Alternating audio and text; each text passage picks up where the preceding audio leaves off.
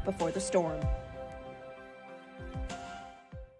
For the Record, proudly brought to you by Brand Source Home Gallery, inspiring luxury. Doctor's Hospital, peace of mind is important when life happens. Doctor's Hospital, always there for you. Call 949-6066. And Cayman Airways, call them on 949-2311 to book your nonstop flights to Los Angeles and Panama. Kirk Market, experience a world of choice. JN Money, from abroad to Yad. And Cineco, keeping Cayman covered.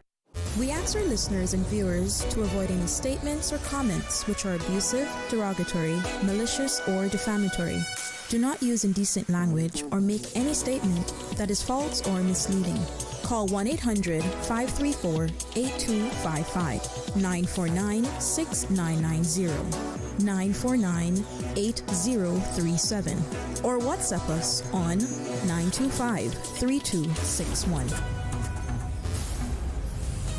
Live from Radio Cayman Studio. This is For the Record with ORRETT Connor. Hear from your government officials, independents, and the opposition on issues that matter to you. For the Record. Engage in an open dialogue between residents and lawmakers. With ORRETT Connor. Informative, impartial, insightful. This is For the Record. And now, your host, ORRETT.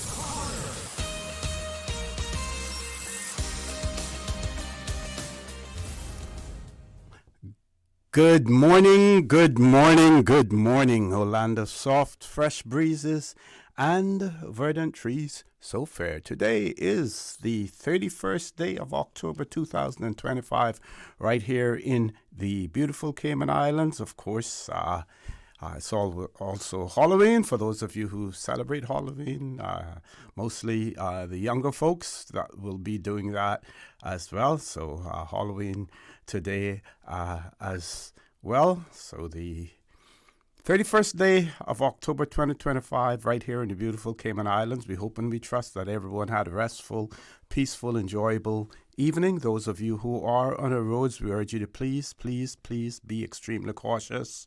Ensure that you observe the rules. Remember the rules of the road. Remember, the life you save may just be your own. For those of you celebrating a birthday today, or if you've celebrated one over the past few days, we want to wish you a happy birthday or a happy belated birthday, whichever is applicable. And to remind you that For the Record birthday shoutouts are brought to you by Coca-Cola, who are proud to support your birthday shoutouts. Coca-Cola available across the Cayman Islands. You should accept no substitutes. Share a Coke with someone special. We will go into more details about the birthday shoutouts later on. But we're going to have an abbreviated opening comments this morning because we have some very important things to discuss. We are happy to have on the phone lines with us this morning the Honorable Myles, Minister with Constitutional Responsibility for Caymanian Employment and Immigration. Minister Myles, good morning, sir. Welcome to For the Record. Good morning, Ms. Sosi. How are you, sir? I'm fine. And yourself? Good, thanks. I also dragged into the room with me. We're in the BRAC, my Chief Officer, Mr. Wesley Howell. Oh, excellent. And our Senior Policy Advisor, who did a lot of work in crafting this bill, Ms. Rolna DeCosta. Mm-hmm. All here. Yes. Good morning. Good morning. Good to hear your voice again, Ms. Rolna. And I got your name correct this morning because Minister Myles got it correct as well. And Chief Officer, Mr. Howell, good morning to you as well. Morning. Mm-hmm. Okay. So, Minister, are we going to throw the mic over to you? Well, it's been, I think, a mission, a vision completed over the last 6 weeks. I want to let the listening public know that it's been, absolutely my deepest honor to pursue this bill to ensure that the public and certainly smaller communities get an opportunity to understand what's coming, that we all own it, that it's not just the government's bill, but it's also a bill that people have a clear understanding on, that is ours as a country. It's not common that a bill is consulted so often. Also, we've had at least 6 groups of different stakeholders. Stakeholders from just about every industry. Well over 80 representation from at least from that many companies. Whether it's finance, law, tourism, retail. I mean, you name it. We've consulted with those folks. We've just finished yesterday or last night our second public consultation. We had one Wednesday at the Miller Hall. We had one at the Lehman Scott High School. We're here in the BRAC, and we're going to be having one at Credit Key Bank's Civic Center in Northside on Monday from 7 to 9. So I'm excited because we've gotten a lot of great feedback from many people across many different spectrums, sectors, communities. We've had a lot of call-ins. We've gotten a lot of emails. I've gotten, an overwhelming amount of text messages. So, people are, what it also tells me, is that people are engaged. Our people want to ensure that they're included in everything that the government does. And our coalition is equally excited that people are really fired up to start to reach out to the government and make sure that their voices are being heard. So that's the message I would say over the last 6 weeks for me. Over the last 6 months, it's been phenomenal because we have not just immigration reform coming, we have pension reform right behind this that our team has done a phenomenal job on. We have labor reform, we have employment initiatives. We're moving the needle with a lot of this stuff, and I want our community, our people to understand. Immigration reform is a very small part of what we're doing because we really want to focus on employment initiatives and making sure that Caymanians are not just entering entry-level positions, but are moving up in the organizations that they have, or if they're underemployed, are moving within sectors that are hiring and promoting and training Caymanians. So that's where we are, just in a nutshell, with everything that we've been doing since I've been elected. And as far as the public reaction, especially the public meetings that have been held, what has been the feedback so far in terms of participation and people feeling that they certainly are now given an opportunity to have some input in this legislation? The stakeholder groups also, it's been overwhelmingly positive. Yes, people have shared their concerns, but I think, Wes and Rolna and our team have done, as really the technocrats of this, have done a phenomenal job in explaining why we're doing it. The government isn't changing the immigration law for the sake of changing the immigration law. The government has opportunities to discuss and to go into extreme detail on why. And this is why I say to a lot of people, because when folks want to compare this to the white paper, that was circulated pre-election, and I've always clarified that this is not the white paper. The white paper was never consulted at this depth.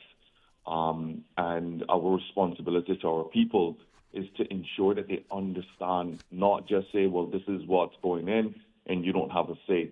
So it's been overwhelmingly positive because, when someone says, this is the first government in a decade, in a decade that have asked me for my opinion, you're one of the first ministers that actually pick up the phone or return my call. I've met with anyone and everyone that want to meet, whether it's talking about employment or whether it's simply just wanting to air their concern about what has gone on over the last 10 years in politics. I don't shut myself off of that. I meet people where they are, whether it's in a grocery store or simply in my constituent's office or in the ministry. People want to be heard, and because we are hearing people out and acting, people are more receptive to the things that we're bringing to the table. But nothing in the bill alarms people to a point where they're saying, something, this, puts a barrier in my business. We've heard the retailers say a number of things. We've made some changes to what we believe would have created a barrier. We met them halfway with that. So everywhere we're going, we're getting a lot of great feedback. I have really gotten no pushback. I've gotten people saying, have you thought about this? Yes, we have, right? And, here's what we are doing in the regulations to make sure it's clear for everyone. But I've also explained to them, we need an efficient immigration system. We've changed our boards. We've put, people wanted to ensure that the boards had more diversity. I've listened to that. For the last 6 months, we've done that. The laws reflect many of the things that from all across the industry have been saying to us. We have to stop people job hopping in our country. We've put in laws to prevent that. We now have to make immigration more efficient. Therefore, we cannot continue to have folks come in and, not just job hop, but tie up our immigration system with temporary work permits. If you want a full work permit, we should be able to get you that under 30 days. And right now, temporaries is not allowing us to do that. So many of the regulations that's come in certain the bill that we crafted helps us maintain the efficiency of the department, because the government doesn't have more money for me to hire an army of people. It is simply not going to happen.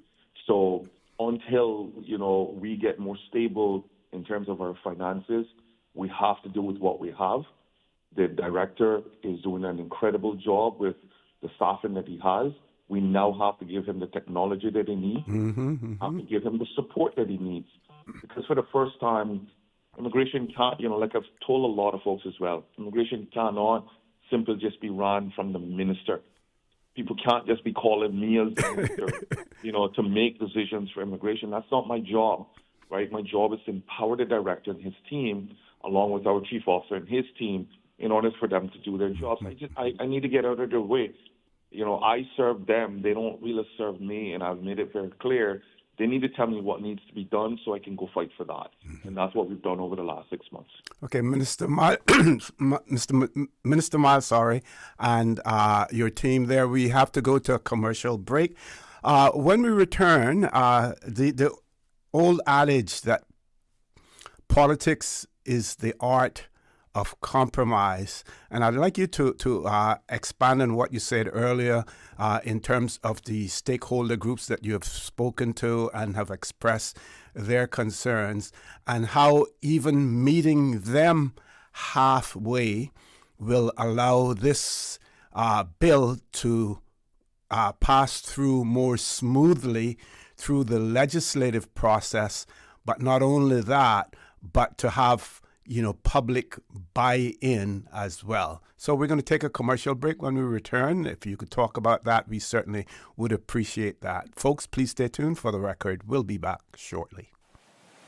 The Cayman Islands boasts of a long, colorful, and rich history. In tribute to our roots, Radio Cayman, the voice of the Cayman Islands, is pleased to bring you the Historical Vignette Series, brought to you by Rotary Central. For more than 110 years, Rotary members have used their passion, energy, and intelligence to take action on sustainable projects. The Cayman Islands, he hath founded it upon the seas. Captain Joseph James Anglin, 1899-1982. Captain Joseph James Anglin was a sea captain who sailed to the Mosquito Keys, Nicaragua, Cuba, and Tampa, Florida. Married to Alvis Christina Chrissy Emites and the father of 12 children, he was a God-fearing Christian and a preacher in church. Known as a good neighbor, he helped to build a strong community. Radio Cayman's historical vignettes was brought to you by Rotary Central. For more than 110 years, Rotary members have used their passion, energy, and intelligence to take action on sustainable projects. Rotary Central Music Extravaganza tickets, sizzling hot and moving. Get your tickets now. Grand prize $40,000. Second prize $4,000. 6 $1,000 prizes. Sellers prizes up to $5,000. Get your $25 ticket from Rotary Central members. Rotary ticket sellers across Cayman. Eventpro.ky. Funky Tangs, Shudden Road. Rotarian Annie Rose Scott in Cayman Brack. A.L. Thompson's Home Depot, Georgetown. And other locations. Rotary Central Cayman Islands. Supporting more than 70 projects across our community, across the Cayman Islands. The 30th annual Rotary Central Music Extravaganza, Saturday, November 29. Jamming with Sugar Daddy, Los Tropicanos, and musical crew at Salty's Harbor Grill, Red Bay. Your ticket, your chance through Rotary Central. When you choose Cineco Motor Insurance, you're not just getting coverage. You're joining a community that cares about protecting you and your loved ones. Why Cineco? Personalized coverage tailored to your needs. 24/7 claim service, always just a call away. And peace of mind with CARE roadside assistance for flat tires to towing, anytime, anywhere in Cayman. Ready for a quote? Visit Cineco.ky. Cineco, keeping Cayman covered. There you go, sir. Thanks for choosing JN Money Transfer. Boy, thanks to JN Money Transfer, I can stay right here in Cayman and pay mama bills back home in Jamaica. Her water, light, phone and other bills never late. Every month I pay everything in one place. Make payments to over 30 companies in Jamaica through JN Money Transfer. Fast, affordable, convenient. Call 1-800-744-1163 for details. Did you know that Doctors Hospital provides urgent care services 24 hours a day, 7 days a week? And Doctors Hospital's urgent care physicians have access to the most advanced MRI and CT imaging in the Caribbean, providing reliable diagnostics when you need it most. When you need quality urgent care for an illness or injury, Doctors Hospital is here for you 24/7. Whether it's a migraine, chest or abdominal pain, shortness of breath, broken bones, or another urgent need, Doctors Hospital at the top of Walker's Road. Urgent care right now. Looking for fresh, healthy food that's full of flavor? Then you've got to visit Kirk Market. Our dishes are made with fresh, high-quality ingredients. Enjoy vibrant mixed greens or satisfying pasta salads. Or try one of our delicious grill options like blackened chicken, spicy beef steak, or grilled salmon. Looking for something light and flavorful? We've got sushi rolls and poke bowls prepared daily. And don't forget to explore a hot bar or Billy Fresh salad at the salad bar. Stop by Kirk Market today for breakfast, lunch, or dinner and taste the difference. Eat well, live well with Kirk Market.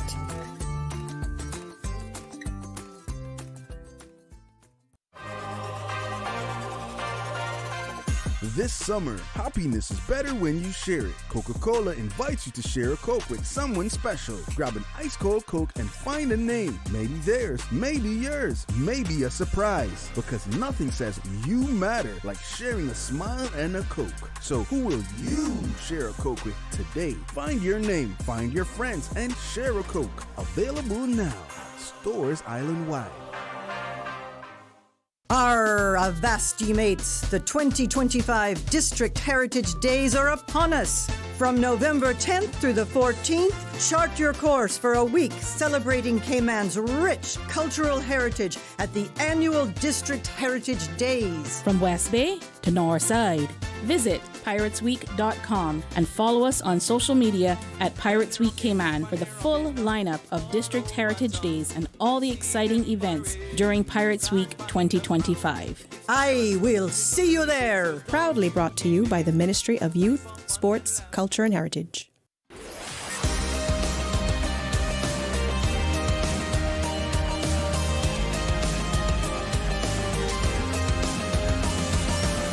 This is For the Record.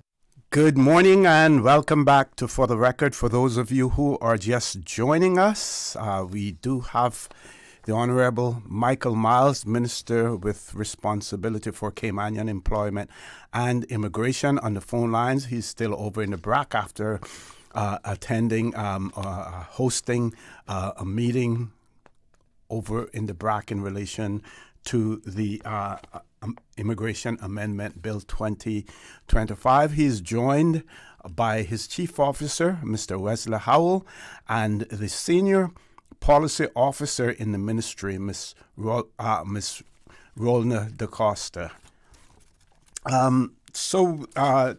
Minister, before we went to the commercial break, the question was in relation to the compromises and the consultations. How does that lend for smooth sailing, smooth passage through the Parliament? And since you have some of your support staff there with you, I'll give you another question that we have, and they can take note of this, and you can incorporate this into your response as well. This person wanted to know whether or not there is a meeting or any meeting planned with government companies and statutory authorities, as well as regular government departments, and also whether or not any meeting is planned for the District of West Bay. There's no meeting currently planned for the District of West Bay. We are quickly running out of space to host these meetings. Mm-hmm. So we put at least the first two meetings where it gave people access to tune in online. And I think hundreds of people have done that. But there's no meeting for folks in West Bay. We have done a lot of consultation with the civil service, from the AG's office, the DG's office, POCs. We've also done a lot of consultation with the governor's office as well. In terms of statutory authorities, we haven't really done a lot of meetings there. We've just engaged the DG's office and so forth. We've done. Let me correct that. My chief, Mr. West, is saying that we've done quite a bit of that at the ministerial level. Yes. So we've done quite a bit of consultation across the board, from SHGCs to the ministries and other departments. What was critical, I just want the listening public to know, is that we've done a lot of consultation with our own work employees. I had a massive town hall meeting with all of our work employees, because I wanted them to also weigh in. Honestly, our employees are often the last people that know that these things are coming, and they never get an opportunity to weigh in on how it's going to impact their jobs. So I've communicated up and down the food chain when it comes to, our team, because we wanted to make sure that they're also comfortable with, how we transition to the new regulations in 2026. So Wes here. What I can share is that we've spoken, and this is actually prior to the bill being finalized. Liaise very closely with the ministry responsible for health and HSA. They did the liaison work between the HSA and themselves, and then relayed back to our ministry. So the transitional provisions that are in there that specifically speak to HSA employees was a result of that. Okay. That bit. And similarly for the community college, UCCI, our discussions with the Ministry of Education helped shape those transitional provisions. As it relates to term limits for civil servants, the heavy lifting for that new initiative is actually happening in the PSMA. So the DG and CEO Matthew Nixon have had, sort of the government town hall meeting via Zoom across the entire civil service when they announced that was coming into force, the timelines for that, the transitional provisions for them. So as it relates to the civil service, particularly heavy consultation and education driven by the DG's office and by POCS. For the most part, the rest of the immigration changes are focused squarely at the private sector. Those persons who are taking out work permits or who are getting work permits, and then PR and right to be Caymanian bits as well. The town hall meeting in Grand Cayman on Wednesday night was done live on the government YouTube page. That program is saved and accessible by individuals. We were not able to live stream the last night meeting from the Scott High School via the government channels. It was on our minister's Facebook page, but we did record it, the video of it, and that will be uploaded today. And Radio Cayman graciously played a feed from the meeting last night as well. So we tried our best in the time frame that we have to reach as broadly as we can. And we know with the advent of technology now, town hall meetings for a lot of people doesn't mean coming out, it means tuning in, right? So so that's where we are with those. Okay, I believe that you're going to be returning with me after the 8 o'clock news. Is that correct? Yes. Okay, so we're almost there. One question that we have as well, and we can come back to it when we return from the 8 o'clock news, is how will technology, what part will technology play in as far as the implementation of some of these amendments? For instance, we know that there are persons out there who adopt false identities when they have had problems in any jurisdiction. They adopt a false identity in order to gain work permits. Some of the provisions in the new legislation will require persons to leave for given periods of time.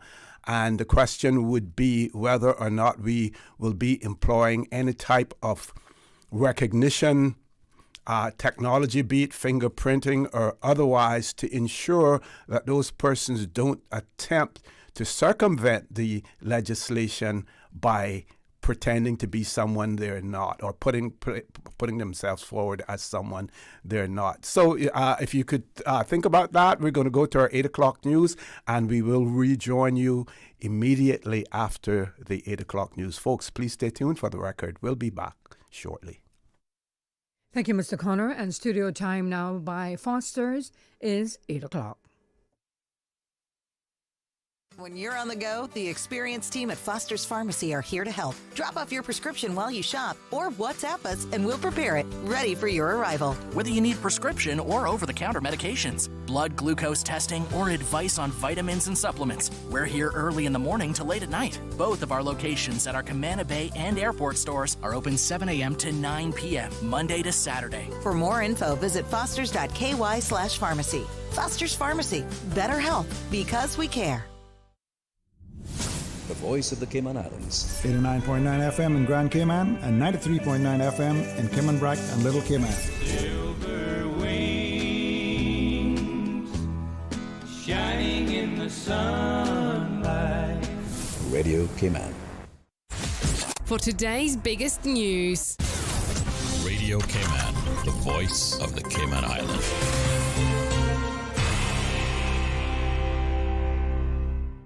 With your latest news, I'm Carsley Fuller. Kidco Boat Ramp Dock in the surrounding area in Southside West Cayman Brac is temporarily closed overnight after emergency services got a report that someone thought they'd seen a plane go down into the ocean.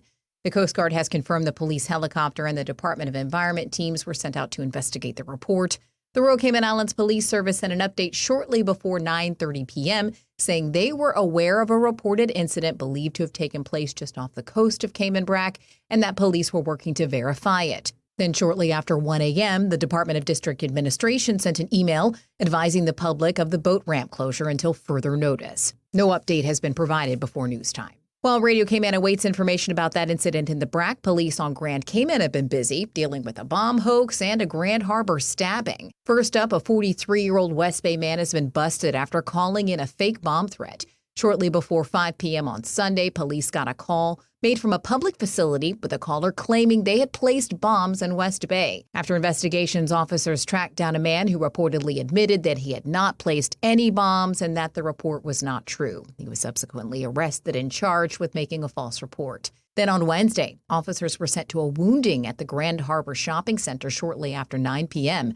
after a woman was stabbed by, quote, a man she knew. She was carried to the hospital with serious and, quote, potentially life-threatening injuries. On Thursday, Royal Cayman Islands Police Service officers arrested a 34-year-old Georgetown man on suspicion of attempted murder. In other news, government continued its series of public meetings on the Immigration Transition Amendment and Validation Bill, which is expected to head to MPs for debate next week. Radio Cayman's Jevy Ebanks caught up with Caymanian Employment Minister, the Honorable Michael Myles, after Thursday's town hall meeting in Cayman Brac. Town hall is now over. Thank you for speaking to Radio Cayman. Tell me a little bit about it from your perspective. I like doing these because it's about engaging people on the topics that I believe they, as Caymanians need to own this bill. It has to be about the people. We had at least 70 people yesterday. I think we had close to 30 here today. This is great. And the questions that came from YouTube and Facebook and all sorts of other social media, I really enjoyed having those questions because it means that people care about what we're doing. We have another one coming up on Monday. I'm looking forward to that as well. And what stuck out to you the most? What stuck out to me most was the questions. It's showing me that people are reading the bill. I never really engaged in Parliament, even as an adult. I never really read any of the bills. This is very interesting to me that people are actually quoting, what they've read in the bill. They want clarification, but they also are wanting to also help carve specific things that they want in these bills. Like people are saying to me, hey, something, Minister, why aren't we doing X? How are you going to protect Caymanians? Are there specific jobs that you are going to make sure that Caymanians are only going to get? All of those things have come out of public consultation because people are now more interested in holding government accountable. And that's the part that I like the most, that people are now more engaged in what we're doing as leaders. And Cabinet's October 22nd meeting is dominated by money and legislative matters. In terms of cash, Cabinet pulled $1.35 million from the budget for general insurance and distributed to the line items Caribbean Catastrophic Risk Insurance Facility annual premium and Caribbean Economic Community fees. And the bulk of that, $1.2 million, went to the Utility Regulation and Competition Office. Cabinet also shuffled $993,000 from past service pension liability to additional normal costs for pension plans. 4 supplemental appropriations were also greenlit, $500,000 for youth sports, culture, and heritage programs, $388,000 for advice and support to the minister, and a combined $711,000 for sports and youth services. Turning to legislative matters, the National Coalition for Caymanians administration approved the new minimum wage going into effect on January 1st and issued drafting instructions for the National Minimum Basic Wage Order. Back in July, government announced the minimum wage would increase from $6 per hour to $8.75 starting next year. Cabinet also issued drafting instructions to amend the Litter Act. You can find the full meeting summary online at gov.ky. I'm Karsley Fuller. Stay in touch with Radio Cayman with the latest up-to-date, accurate news and information. For your convenience, the headline news will be repeated on our sister station, Breeze 105.3 FM, weekdays at 8:30 a.m. Follow Radio Cayman on social media, Facebook, Instagram, Twitter, or download the Radio Cayman app in the App Store or log on to www.radiocayman.gov.ky and stay connected to what's happening in the community. Radio Cayman, your voice, your choice, your radio. Rotary Central Cayman Islands, in association with the Cayman Islands Health Services Authority and the Lions Club of Tropical Gardens, present East to West Health Check. Free for you, free for all. Free blood sugar, cholesterol, blood pressure, body mass index screening and assessment. Free physician's consult. The 14th Annual Rotary Central Diabetes Awareness Screening. East End Health Center. Cost You Less West Bay. A.L. Thompson's Home Depot, Georgetown. Saturday, November 1st, 10 a.m. to 2 p.m. The East to West Health Check, a Rotary Central community initiative.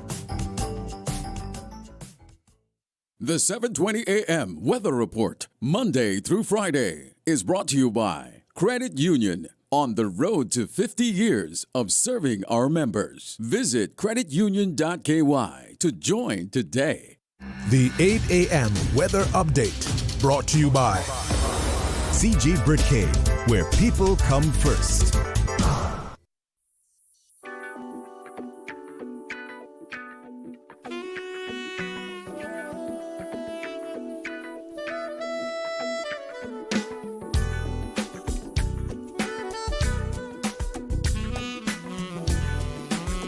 Pleasant good morning. Let's take a look at the very latest weather report. Synopsis indicate a stationary front located east of the Cayman area will continue to support moderate winds today with some moderate to rough seas. A general decrease in these conditions are expected this evening. Radar imagery show a band of showers located across Cayman Brac and Little Cayman moving towards the south. The National Hurricane Center in Miami, Florida, continue to issue advisories on Hurricane Melissa.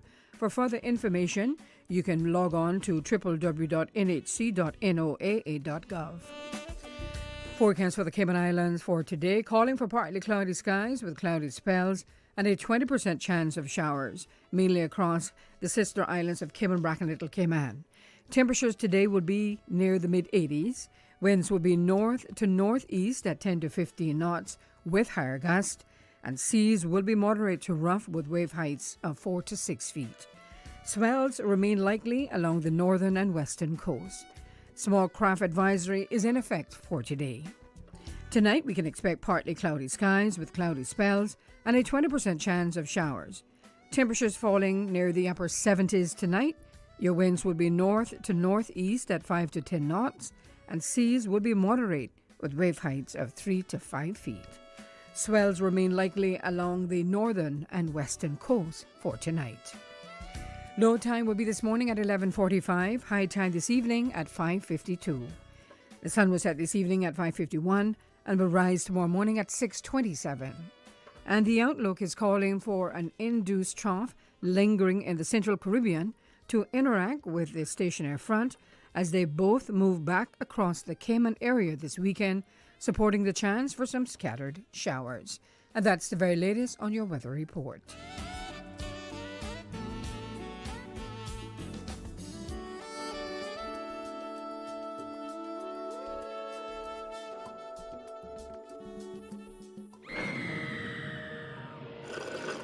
Wait, why is she going into that spooky house? Who's that creepy old guy? And where are her friends? Why is she going in the basement? Nothing good is down there, sis. I bet you the creepy caretaker did it. Did you see his fake eye? Okay, maybe not the caretaker. Hush. You hush. I'm solving a mystery. We're like the person who doesn't ruin the movie. CG Britcade. Good like that. The 8 a.m. weather update brought to you by CG Britcade, where people come first. Tune in every Monday through Friday at 12 p.m. for Radio Cayman's Midday Newscast. Radio Cayman, the People's Station, your trusted official source for the latest news. The 12 p.m. news is proudly brought to you by Health City Cayman Islands. World-class healthcare within your reach. Cayman, have you heard the news? The National Heroes Day Awards are now officially known as the National Recognition Awards, a name that distinguishes these recipients from those honored as national heroes. Nominations for the 2026 awards are now open. This year's theme is physical infrastructure, and we're looking for individuals or groups who've made a lasting impact on our islands. Submit your nomination by October 15th at gov.ky/YSCH. That's gov.ky/YSCH. Need help completing the form? Visit your nearest public library. This message is brought to you by the Ministry of Youth, Sports, Culture, and Heritage. This is the People's Radio Station.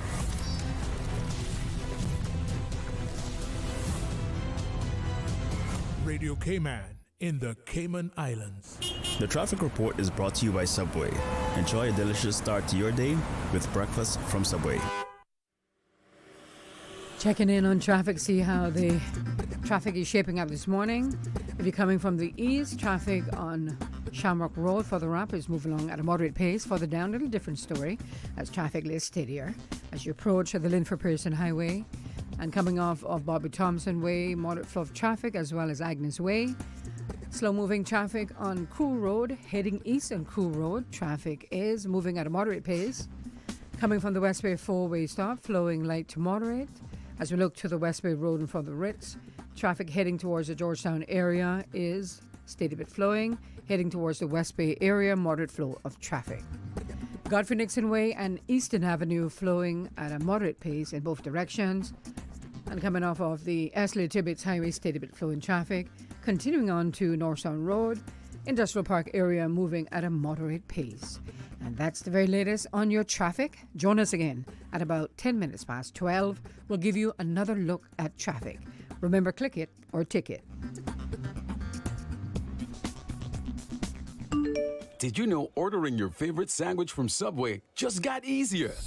Yeah, picture this. No more waiting in line. No more fussing with cash. Just a delicious taste of Subway at your fingertips. With our new app, ordering your go-to sub is as easy as a few taps on your phone. Plus, receive exclusive deals and earn loyalty points with every purchase made on the app. Download the new Subway app today and get ready to ditch the lines and drive straight into your flavor. Visit the App Store or Google Play Store on your mobile phone and search for Subway Cayman Islands. Subway. Eat fresh. The traffic report is brought to you by Subway. Enjoy a delicious start to your day with breakfast from Subway. Shipping to the Cayman Islands is fast, reliable, and seamless thanks to Cayman Airways Cargo. Need it faster than ocean freight? Cayman Airways Cargo offers multiple cargo flights to Grand Cayman from Miami weekly, so your packages, whether big, small, or in between, will arrive in no time. You can even use a Cayman Airways Cargo US address for your online shopping. Cayman Airways Cargo is also the only carrier providing air freight services for Cayman Brac and Little Cayman. Contact us today and see why Cayman Airways Cargo was voted as Cayman's best cargo and logistics company in the Best of Cayman Awards. For details, visit caymanairways.com/cargo. This hurricane season, don't wait until the last minute. Store before the storm. Stock up now with at least 1 gallon of water per person per day for a 3-day supply. And don't forget pets, the elderly, and nursing mothers. You'll need water for drinking and daily needs. And rest easy knowing the Water Authority is working hard to protect our water systems, keeping pumps, pipelines, and storage secure so you'll have safe, reliable water when you need it most. Be prepared. Store before the storm.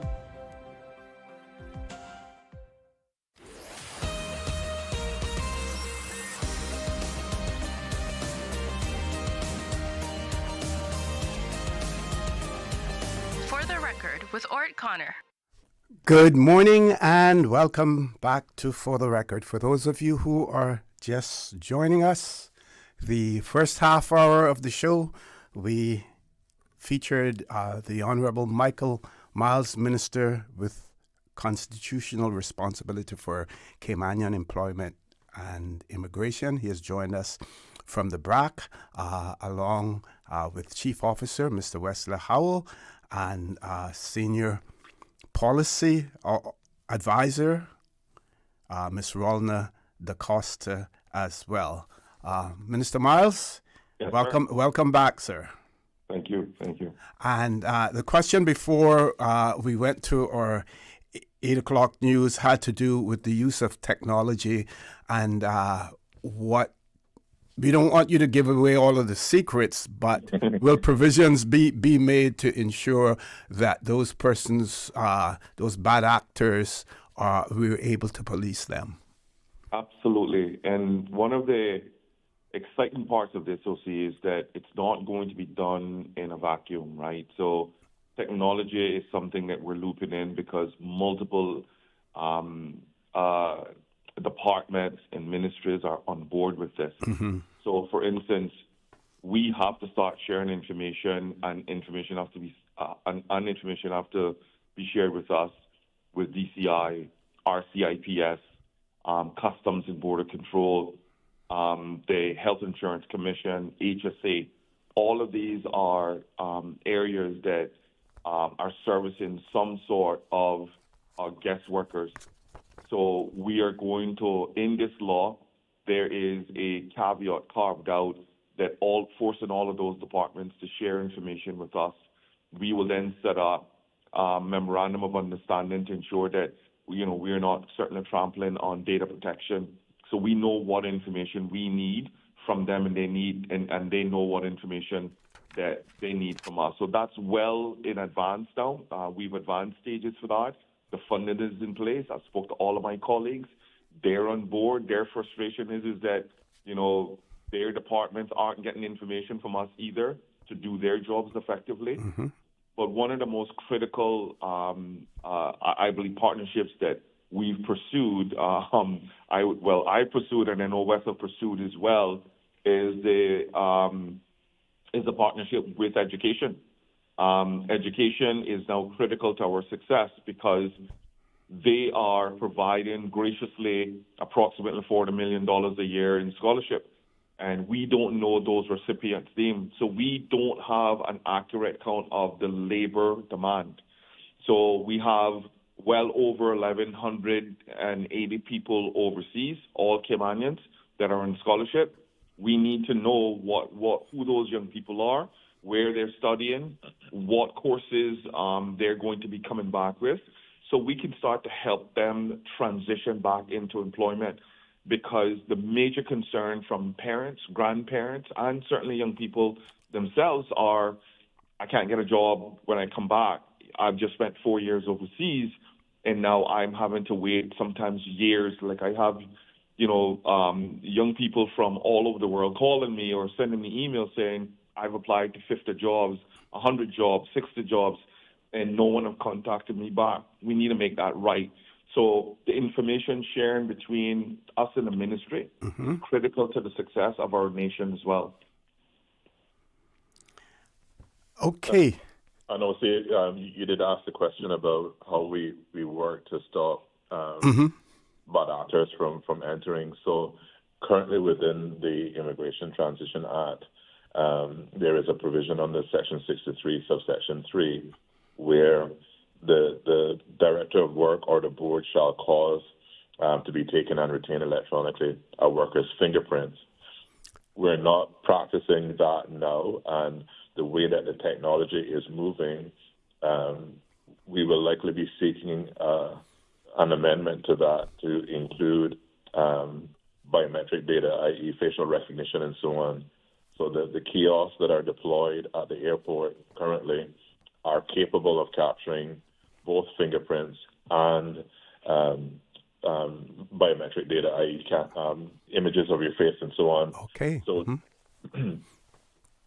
and hopefully with the startup of the National Vetting Unit and the access that we will be able to do once we start that's rolling, we will have access to be able to use technology then to identify individual bad actors, not just based on data that we have, but data that is available from the countries for which they're traveling from. So, definitely looking forward to that. I know my colleagues over in CBC are as well.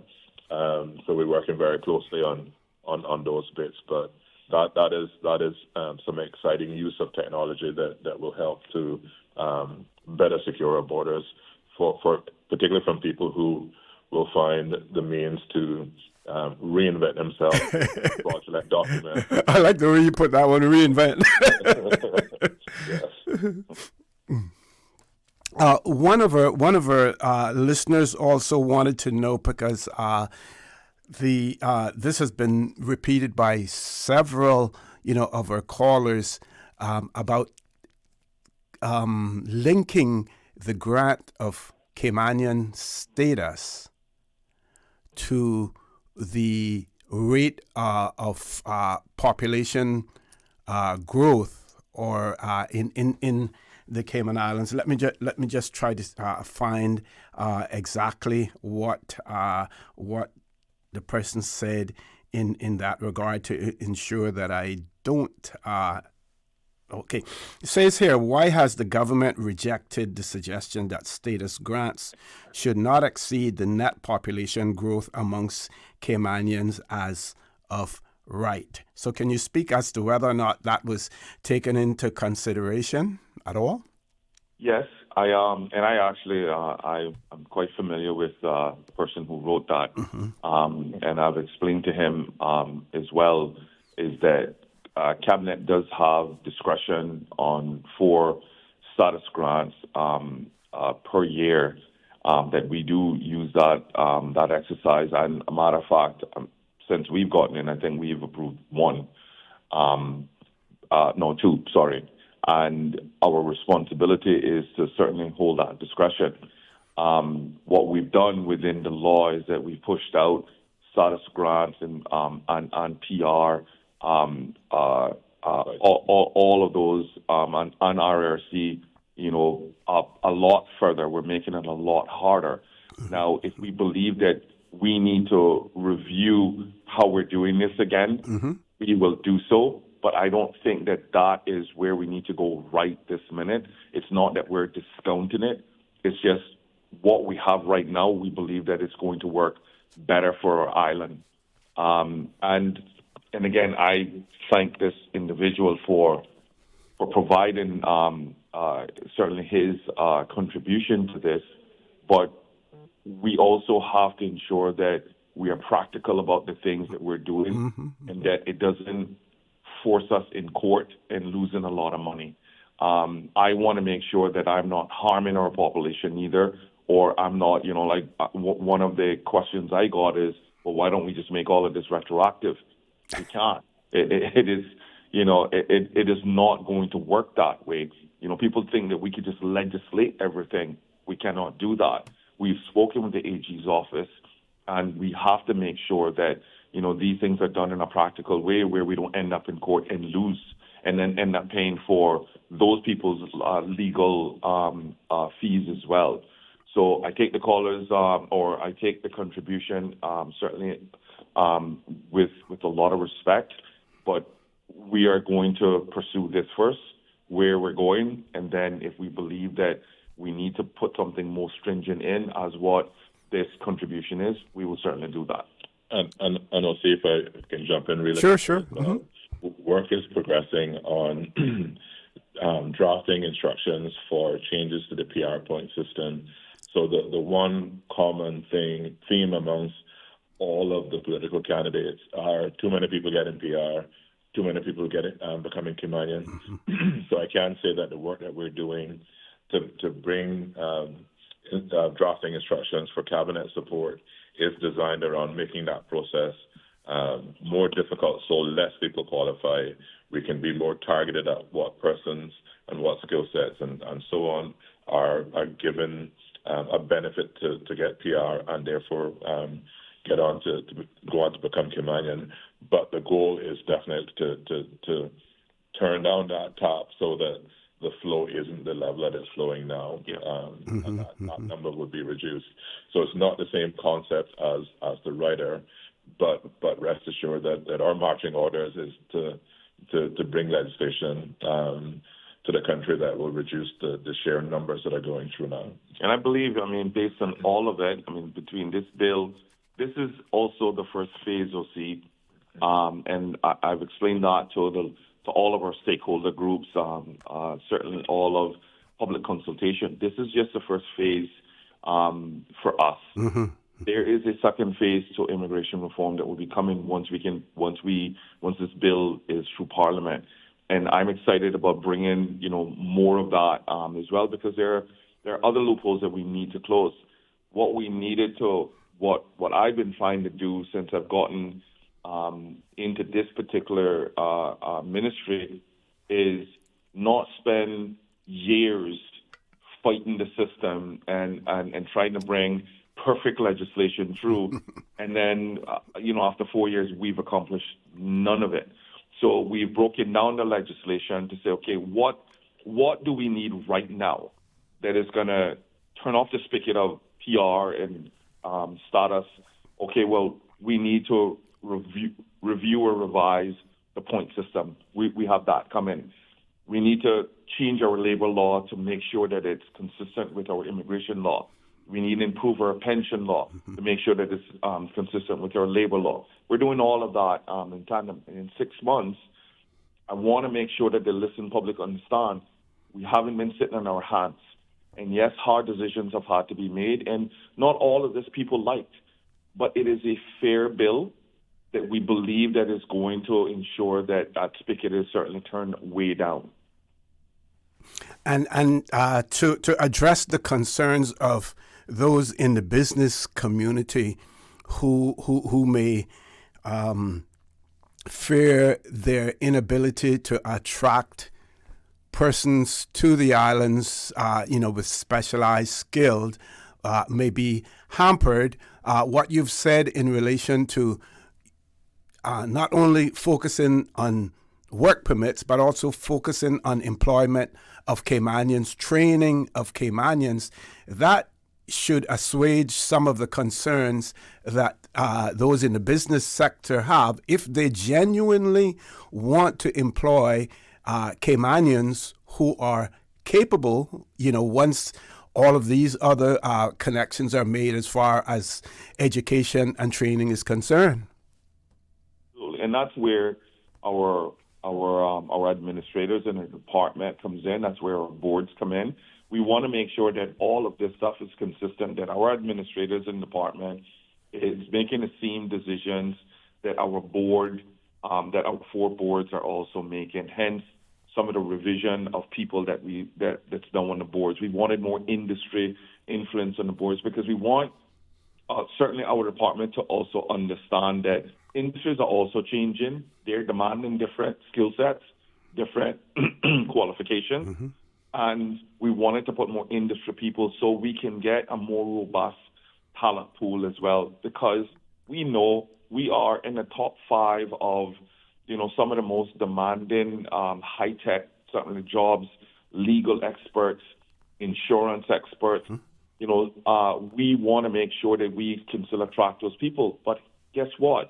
We have to make sure that those work permits are granted, in a timely manner as well. People can't wait 8 months for a full work permit, and we have to now disincentivize people going through a temporary work permit, to get to a full work permit. If they need a full work permit and we don't have the Cayman talent, let's give those organizations, and that's what organizations are asking us for. They're asking us to ensure that our department is consistent and that the messaging that's coming out of the department is also consistent in its one message, right? We can't have 5 different administrators giving 5 different answers to one thing.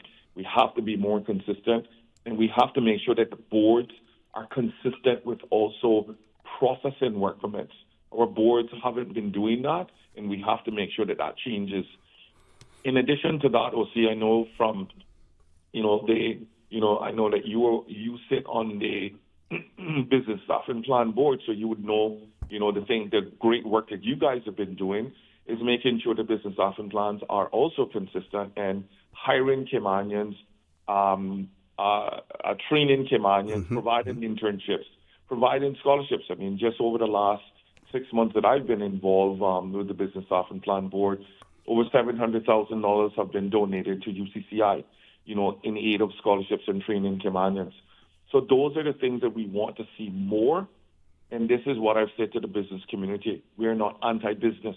We want you to get the talent and skills, but we need to make sure the department is efficient and that you are honest and that you're coming to hire Caymanians mm-hmm. and not putting up these walls to ensure that Caymanians can then progress through the companies, because that's another major complaint as well that I've been getting from our Caymanian population, that they're not getting the promotions despite, having tenure, having the qualifications to move their careers forward. Mm-hmm. Minister Myles, I'm going to ask your indulgence. We have to go to a commercial break. Folks, please stay tuned. For the record, we'll be back shortly. Accidents and illnesses can strike without warning.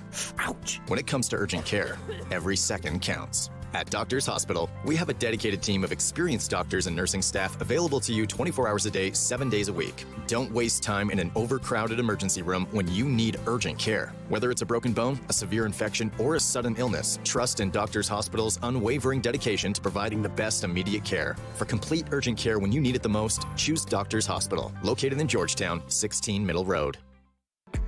Shipping to the Cayman Islands is fast, reliable, and seamless thanks to Cayman Airways Cargo. Need it faster than ocean freight? Cayman Airways Cargo offers multiple cargo flights to Grand Cayman from Miami weekly, so your packages, whether big, small, or in between, will arrive in no time. You can even use a Cayman Airways Cargo US address for your online shopping. Cayman Airways Cargo is also the only carrier providing air freight services for Cayman Brac and Little Cayman. Contact us today and see why Cayman Airways Cargo was voted as Cayman's best cargo and logistics company in the Best of Cayman Awards. For details, visit caymanairways.com/cargo. Looking for fresh, healthy food that's full of flavor? Then you've got to visit Kirk Market. Our dishes are made with fresh, high-quality ingredients. Enjoy vibrant mixed greens or satisfying pasta salads. Or try one of our delicious grill options like blackened chicken, spicy beef steak, or grilled salmon. Looking for something light and flavorful? We've got sushi rolls and poke bowls prepared daily. And don't forget to explore a hot bar or Billy Fresh salad at the salad bar. Stop by Kirk Market today for breakfast, lunch, or dinner and taste the difference. Eat well, live well with Kirk Market.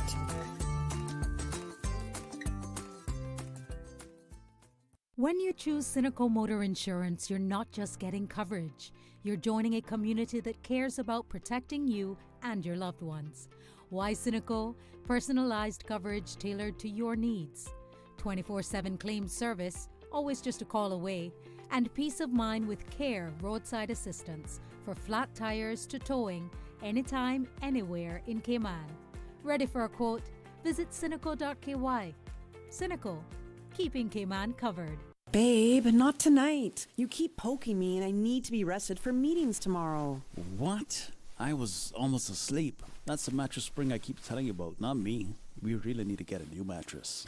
Tossing and turning, back hurting, can't sleep? It might be time to turn in your old mattress and go to bed with a new one. Browse the huge mattress showroom at Brand Source Home Gallery and pick the perfect mattress today. With mattresses to suit every budget, Brand Source Home Gallery stocks a wide selection of sizes and styles like pillow top and gel memory foam. So stop tossing and turning and sleep better tonight with a new mattress from Brand Source Home Gallery, Dawson Drive, Industrial Park.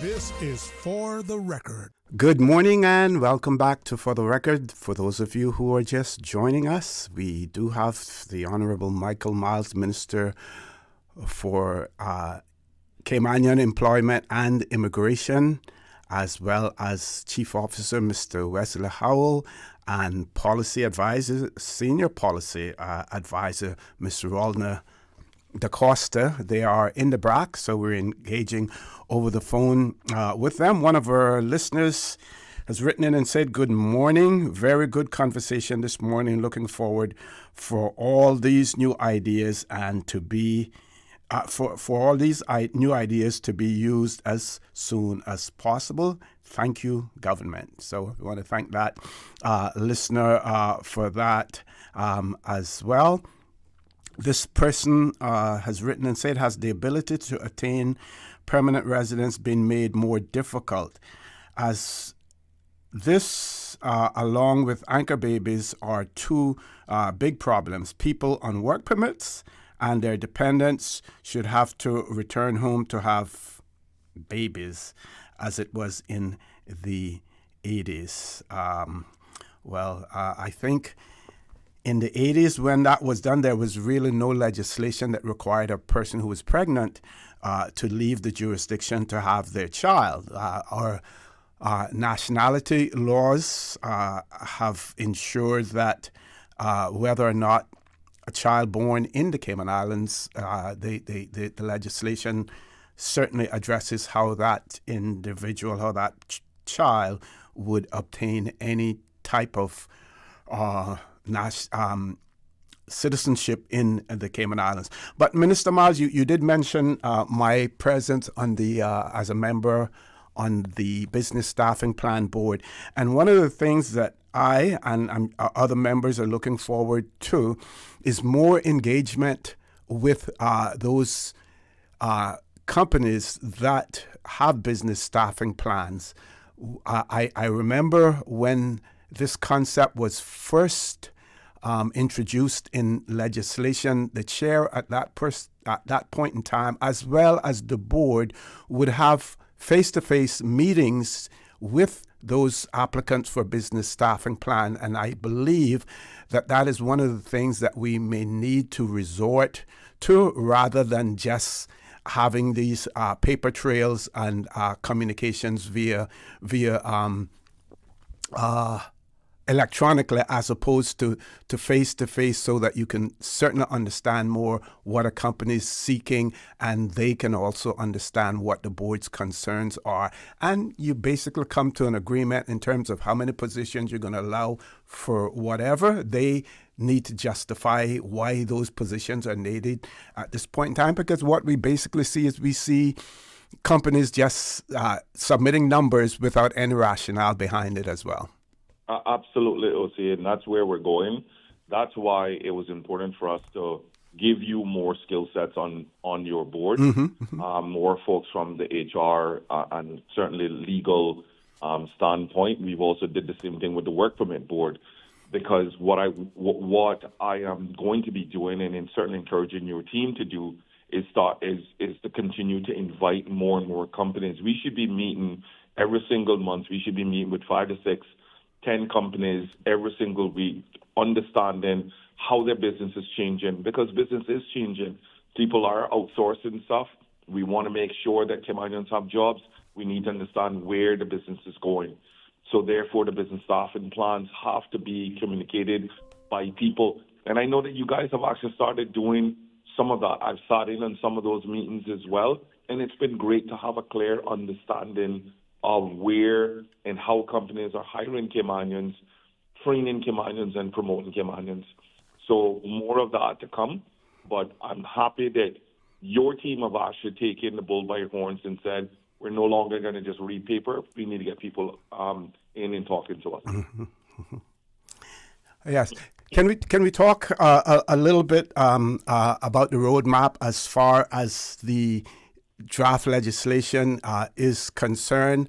And you spoke earlier about the regulations as well, which will need to form a part and parcel of the legislation to support the main legislation, as well.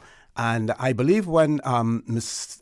DaCosta and Mr. Howell were on the show, they did indicate that they're working on the regulations in tandem with the bill.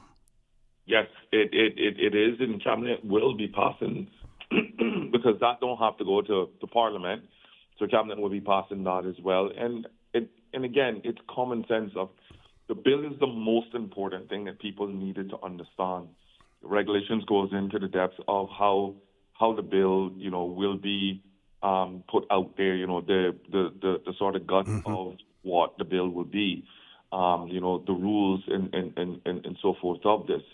My excitement to this is that mostly people have come forward. We've had the public consultation. We've had stakeholder meetings from across industry. People do understand now because we've explained why those changes. Most governments in the past have basically just passed legislation without explaining to the private sector why we're doing it. We don't want to do that anymore. We want people to absolutely come in and help us understand what their needs are, how this may benefit or not benefit them, and then we strike a compromise to what that looks like. We've not really had a lot of pushback. I will tell you one of the concessions that we've made, right? So after 6 different stakeholder meetings, one of the unanimous themes that came out was, I believe, a lot of companies basically said to us, the 2-year rollover will hurt our organizations. A person leaving for 2 years, we don't think that makes sense. because if we still can't find a Caymanian to do that job, or Caymanian having come forward to be trained to do that job, we believe that this will hurt our organization. That was a consensus with over 80 companies. We looked at this and we say, you know something? Let's change this. Everything else in the bill, our people, our organizations are agreeing to. We don't need to force this down anybody's throat. This is not going to be advantageous for us. Why are we going to fight this further as a government? So we basically said, you know something, let's roll it back to a year, the 12 months where it was. People could live with that, and companies are happy. The rest of the 99% of the legislation, people have come forward and said, we agree with all of this stuff. This needs to be done.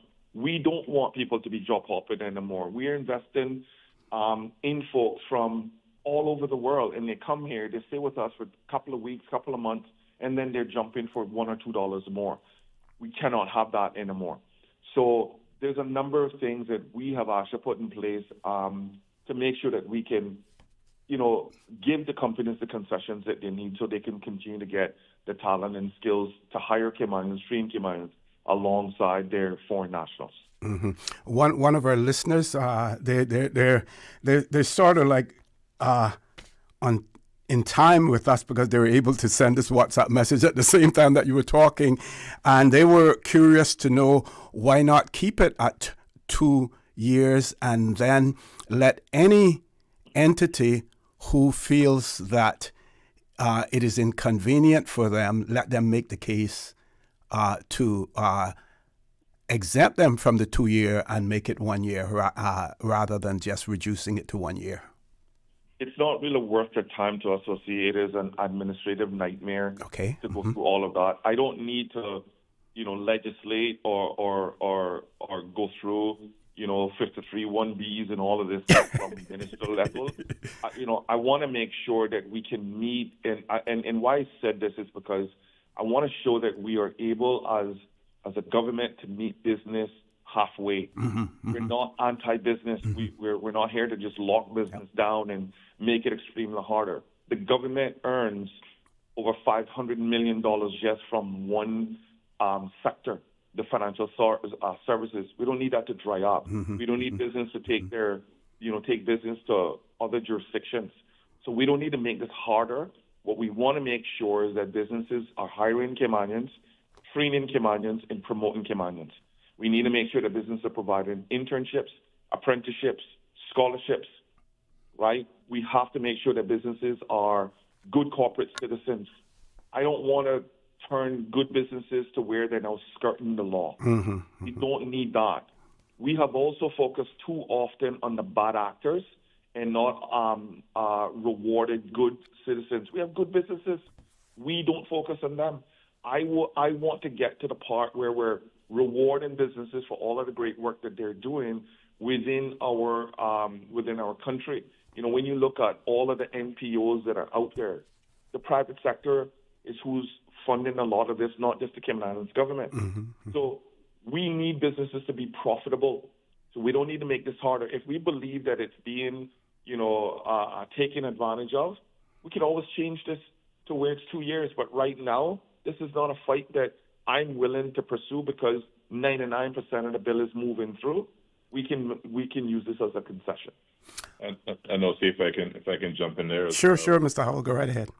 One of the things that COVID demonstrated to us is that the intellectual jobs don't have to be done from an office, and they don't have to be done from the Cayman Islands. So we have to be really careful that with a 2 year away from the islands, we're not making it easy for businesses to set up shop someplace else and move the entire business away from the Cayman Islands.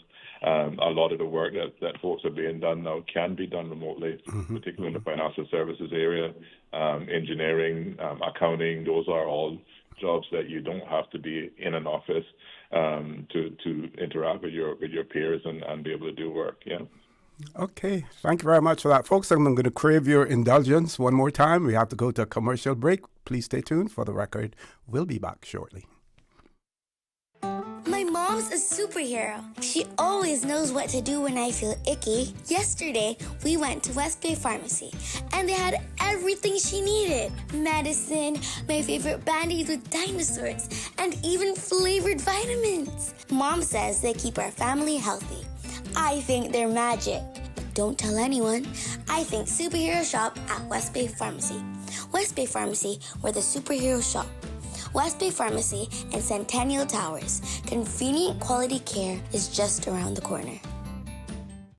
She hear clunk and her car stop. I was just about to send her some money, so I send it straight to her JN money transfer card. It cost me less, and perhaps she use the card, pay the garage right away. She'll get discount through the JN Rewards program in Jamaica. This card make things easy. You can even get funds at any multi-link ATM. JN Money Transfer Card. Fast, affordable, convenient. Tell your loved ones in Jamaica about it. Sign up is free. Your dream home starts with a vision, and often inspiration is at the heart of that vision. Brand Source Home Gallery's in-house designers are here to help bring your vision to life. Whether you're remodeling or building a new home, Brand Source Home Gallery is your one-stop solution. Explore their kitchen cabinets, sinks, faucets, bath fixtures, tubs, vanities, and more. Let Brand Source's designers help and inspire you with your next project. Call 623-5000 and schedule an appointment with a design expert at Brand Source Home Gallery, Dorsey Drive, Industrial Park, serving Cayman for 50 years. When you choose Cynical Motor Insurance, you're not just getting coverage. You're joining a community that cares about protecting you and your loved ones. Why Cynical? Personalized coverage tailored to your needs. 24/7 claim service, always just a call away. And peace of mind with CARE roadside assistance for flat tires to towing anytime, anywhere in Cayman. Ready for a quote? Visit cynical.ky. Cynical, keeping Cayman covered. Social media, X, formerly Twitter, Facebook, Instagram. Interact with our talk shows on YouTube. Download our official Radio Cayman app, or you can log on to our website, www.radiocayman.gov.ky. You can also add us to WhatsApp on 925-3261. All the latest information, breaking news, community events, and more. Radio Cayman.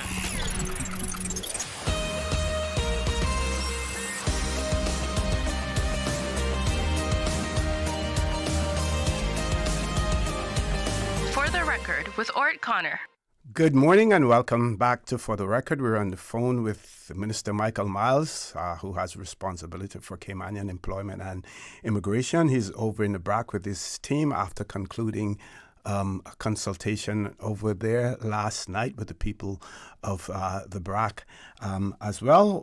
One of our listeners wrote in and said, does the government have any estimate figures as to how effective these measures will be in reducing PR and status grants? And I know, Minister Myles, that Ms. Rollner, or when she was on the show, she spoke very authoritatively about the exemptions under Section 53 1B of the legislation, as well as she also explained the transition provisions of the legislation as well. And I know we haven't heard from her yet, so we want to give her an opportunity to chime in as well.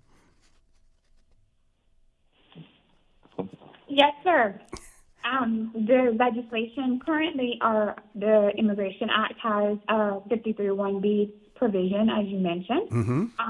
What the bill is currently doing is it's allowing Cabinet to be able to continue to have those exemptions or issue those exemptions without having to have those exemptions gazetted. Mm-hmm. Again, allowing for persons are going to be able to know that Cabinet are issuing these exemptions because, again, Cabinet minutes are published for persons to know what has transpired in each Cabinet meeting, but intimate details around the circumstances for individuals won't actually have to be published. Yes, sir. Okay, and the transitional provisions? Transitional provisions, as you mentioned, are included in the bill, and that is to allow the public as well as the government to be able to be readily prepared for the commencement of the bill. We know that the first provision that will be commenced will relate to the commencement of term limits for civil servants. So the sections of the Act, which we know are Section 53 and 66, that have been amended in the bill, those sections will come in when the Public Service Management Act regulations relating to the commencement of term limits for civil servants come into effect. Okay, and the question, Minister, that we had, or Mr. Howell, in relation to whether or not there's any, do we have any empirical evidence or measures that will indicate that the grants of PR and status may be reduced? Absolutely, Osif. So one of the first bits that will be tackled. So currently, an individual who marries a PR holder, a Caymanian, with a permanent residency certificate at RERC, within 3 years of being in country and 1 year of receiving RERC, can be naturalized and get a BOTC passport and go on to apply for UK citizenship and get a full British passport. That change that pushes that timeline out to 15 years will act as a major deterrent on that. The Deputy Governor's Office, who processes the naturalization applications, have been turning away individuals when they're doing those marriage checks themselves, because they have evidence that those marriages are not intact. By pushing the timeline out, we're going to significantly discourage individuals from going down that road. And the reporting, the annual declarations, which come along with heavy fine and or imprisonment for up to a year, will also act as a significant deterrent to that. The changes in relation to how we deal with children of spouses of Caymanians and RERC continuation will all help towards minimizing that. So most folks may not know, but the Cayman Islands registered just about 650 marriages last year. Of those, 150 of those approximately were among visitors. The 550 marriages then that would have been registered would be a significant proportion when you consider that the compliance enforcement folks at the Department of Work are looking at well over 200 marriages of convenience now. So that is a staggering number. And that percentage of marriages that are suspect is one of the things that we are working really hard through the legislation to help bolster. And the annual declarations will go a long way towards that. The other bit that we are doing is in relation to the time frame for when persons who are married to Caymanian can be qualified, can apply to apply for Caymanian status, so they don't need to be naturalized.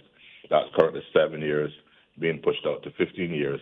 So again, making it less attractive for folks to enter into marriages of arrangements of convenience for the sheer reason of getting Caymanian status, or in some cases, some folks only want the travel documents.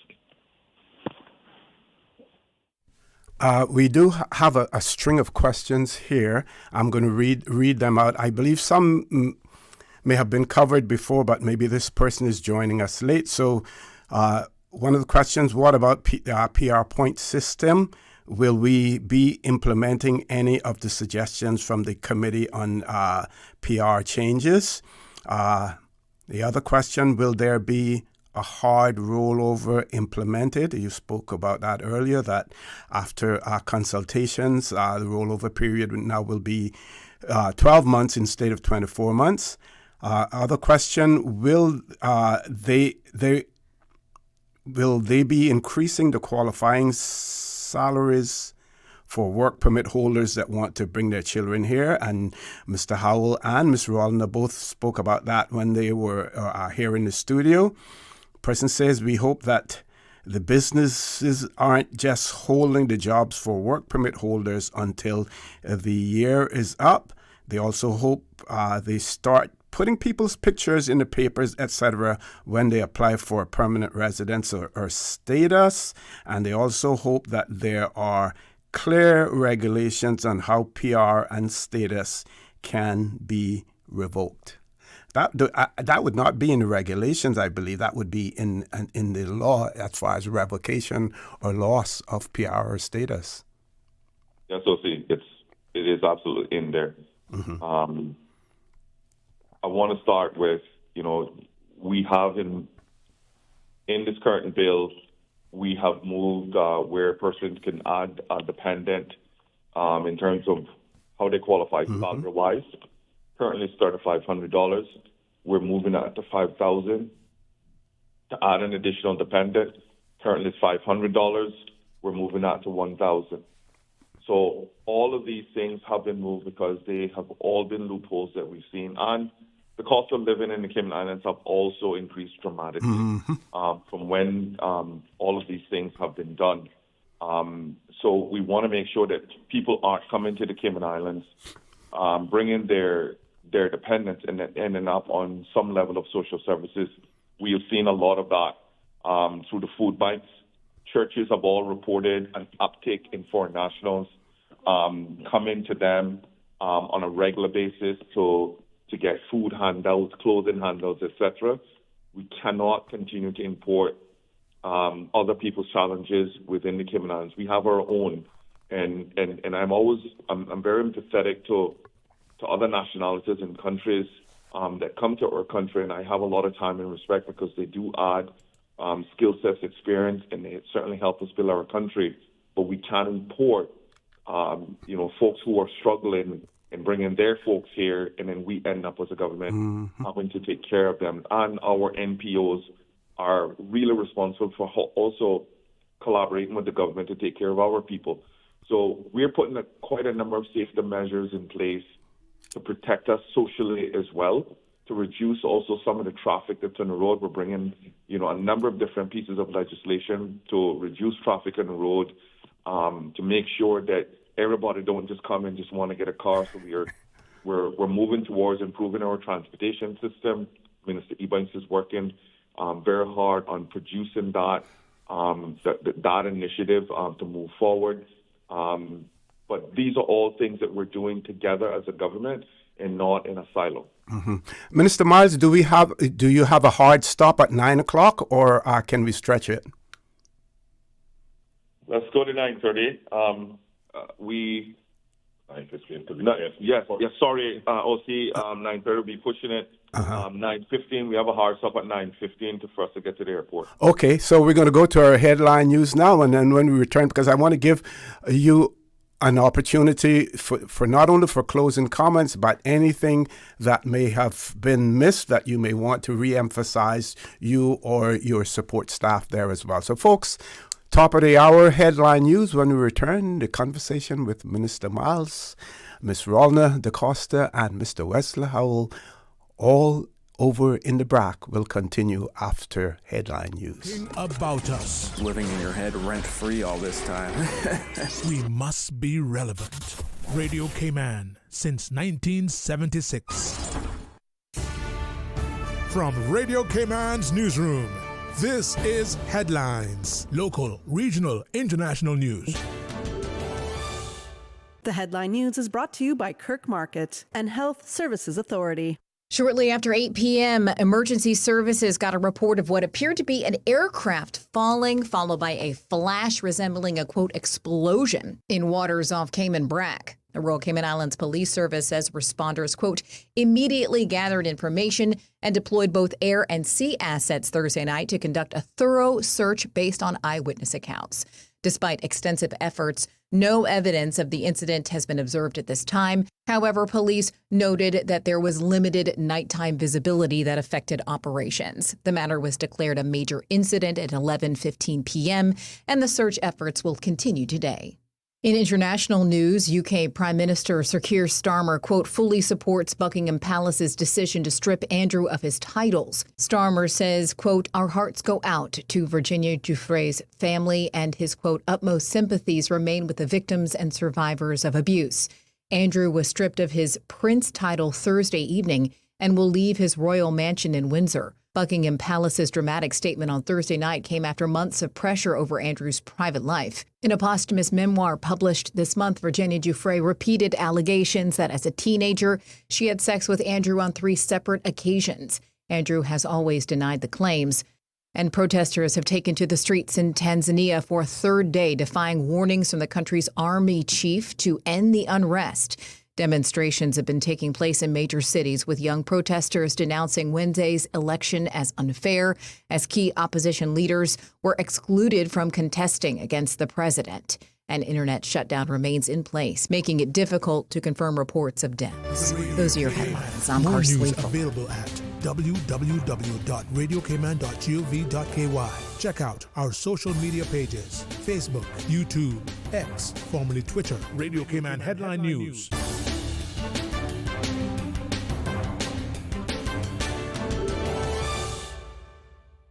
HSA's orthopedic clinic has relocated to the 2nd floor of the Smith Road Medical Center. Our dedicated team of highly skilled orthopedic surgeons treat conditions ranging from spine to ankle injuries in adult and pediatric patients. We offer minimally invasive procedures from ligament reconstruction to hip and knee replacement. If you have experienced an injury due to sports or day-to-day activities, call 949-8600 and schedule an appointment with HSA's orthopedic clinic, now located at the Smith Road Medical Center.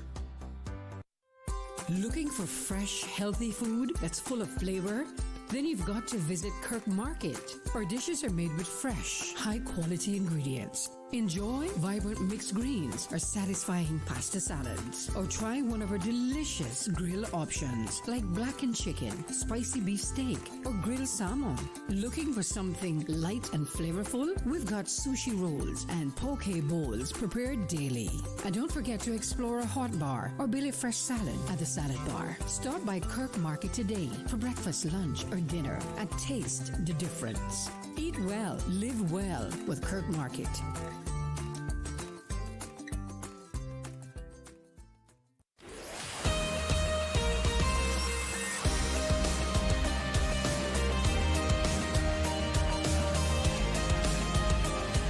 For the Record with ORRETT Connor.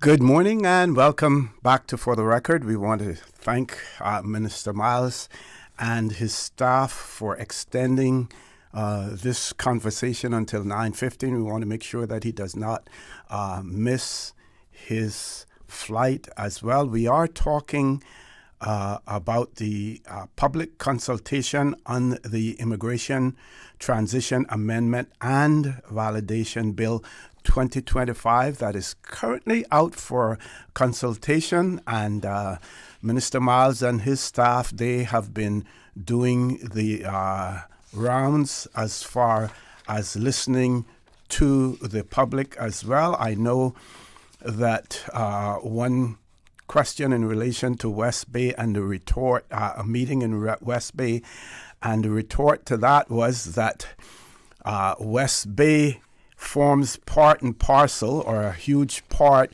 of the tourism industry, and they feel that a consultation should take place there.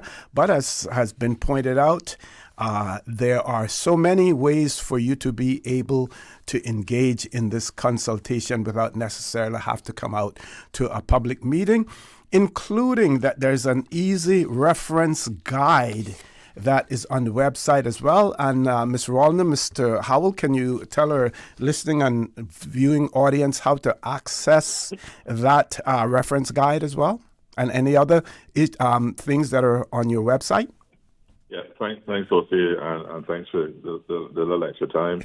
The information in terms of frequently asked questions, the bill itself, and the easy reference guide are available on the Ministry's website page. They're also available on the government's consultation page. Mm-hmm. The website page address for me is actually the short and easy one. It's gov.ky/labor. And if you just scroll down, you'll see the publication documents that have all of those details in there. And for folks who are wanting to have a sit-down town hall, I know Northside is a bit of a drive from West Bay, but if you want to come out on Monday night, I'm sure that the Northside and East End folks would not mind the folks attending that meeting. We start at 7, so there's time to get there after work and so on. I think we're having some light refreshments. Yeah. So encourage anybody that is interested in having that sit down to do that. From a timing perspective, Parliament starts on Wednesday the 5th. Mm-hmm. So we're hesitant to plan any meetings once Parliament starts because that would mean that we need to be available for that process. And those who know how Parliament is, the one thing that you don't want to do is to plan something that you think is going to take 5 minutes will take 5 hours, and something you think is going to take 5 hours takes 5 minutes. So encourage that avenue folks want to have to sit down in relation to that. But easy reference guide, the bill itself, the FAQs, gov.ky/Labour, spelled the British way, is where they can find those documents. Excellent. Thank you for that. Minister. I believe, see that we've done a really great job in public consultation from stakeholder meetings, and we've had quite a bit because we didn't, as I said, the most important part of this is we did not want to impact business in a negative way, and we wanted to provide information. We know that there's a lot of, or I shouldn't say a lot, but there's information out there that will misguide. So we wanted to ensure that people had a forum that they can come and air their challenges that they may be seeing or hearing out there, and to make sure that the record was straight with how they want to pursue their business in the future, bringing in the talent that they need. The sole goal of our reforms is protecting Caymanians. This is what it's about. It's not about revenue increase. It's about ensuring that Caymanians are protected, ensuring that our borders are protected. We also want to make sure that employment is the number one thing of our ministry, not simply going down a road where we rush immigration reform and then all of a sudden we have to go back and roll back things. Hence all of these consultations. If at any time anybody wants to meet, please, they can reach out to me. They can send me an email, michael.miles@gov.ky. I will respond. I will call you. If you need a sit down, we will plan it. As Mr. West just said, we're going to be in Parliament as of Wednesday of next week to debate the budget. Please tune in for that because that's going to be important, because all of this stuff of what we're doing is to protect our country, enhance our people's opportunities. Immigration reform is one small part of what the Ministry of Caymanian Employment is going to be doing. Labor reform is right behind this. Pension reform is also will be done consecutively with labor reform. But the biggest part of this, OC, is employment. It's making sure that Caymanians are prioritized. I hear what the private sector is saying. They want talent. Great. But you're going to hire Caymanians first. We are never going to have enough Caymanians to fill every job. But any Caymanian that want a job must, and I have to repeat this, must have a job. We also want to ensure that our organizations that are out there understand what their responsibilities are. Business as usual is over, where you skirt the lines of bringing in an expat over a Caymanian. Those things are done. We are going to push back extremely hard on all of those things. Come to the table to be fair with our people. You're operating in our country. You have to hire our people. You have to train our people. You have to promote our people. If you're not willing to do that, Cayman may not be a jurisdiction for you. Mm-hmm. Panelists and Minister, can you speak to the question of designating certain jobs for Caymanians, whether or not that is in the pipeline and any future legislation? I made a statement on Wednesday night, and this question came up at the Mayor Miller Hall, and I said to everyone at that time, every job in the Cayman Islands is for the Cayman Islands people. We allow guest workers because when we don't have the talent or skill, we allow guest workers to come in. Or when we don't have enough people, we allow guest workers to come in. If I start designating jobs, it will then say to our people, well, what about these jobs over here? Are they not for Caymanians? People take out work permits because, excuse me, because every job is for a Caymanian. We don't have a Caymanian, then we get a guest worker. So I don't want to go down the road of designating specific jobs. What we need to do, and what we're going to be doing, is looking at how we enhance the education that Caymanians know that those jobs exist. For instance, everyone has been talking about the real estate market. We do have Caymanians in that market, but we have to make sure that young people in our school system know that the real estate industry is a vibrant market that they can pursue as a career. The tourism market, we run it. You know it. I mean, you're certainly older than I am, so you know that we dominated that market. 50 years ago, all of a sudden, our people are saying, well, I don't want to go into the tourism industry anymore. Why? Because we haven't said to our young people, this is a career. In addition to that, we've discouraged our young people from going into the trades, from plumbing to electronics to now technology. We have to do a better job as a country, as educators, as parents, in saying to our young people, a plumber makes more than an accountant.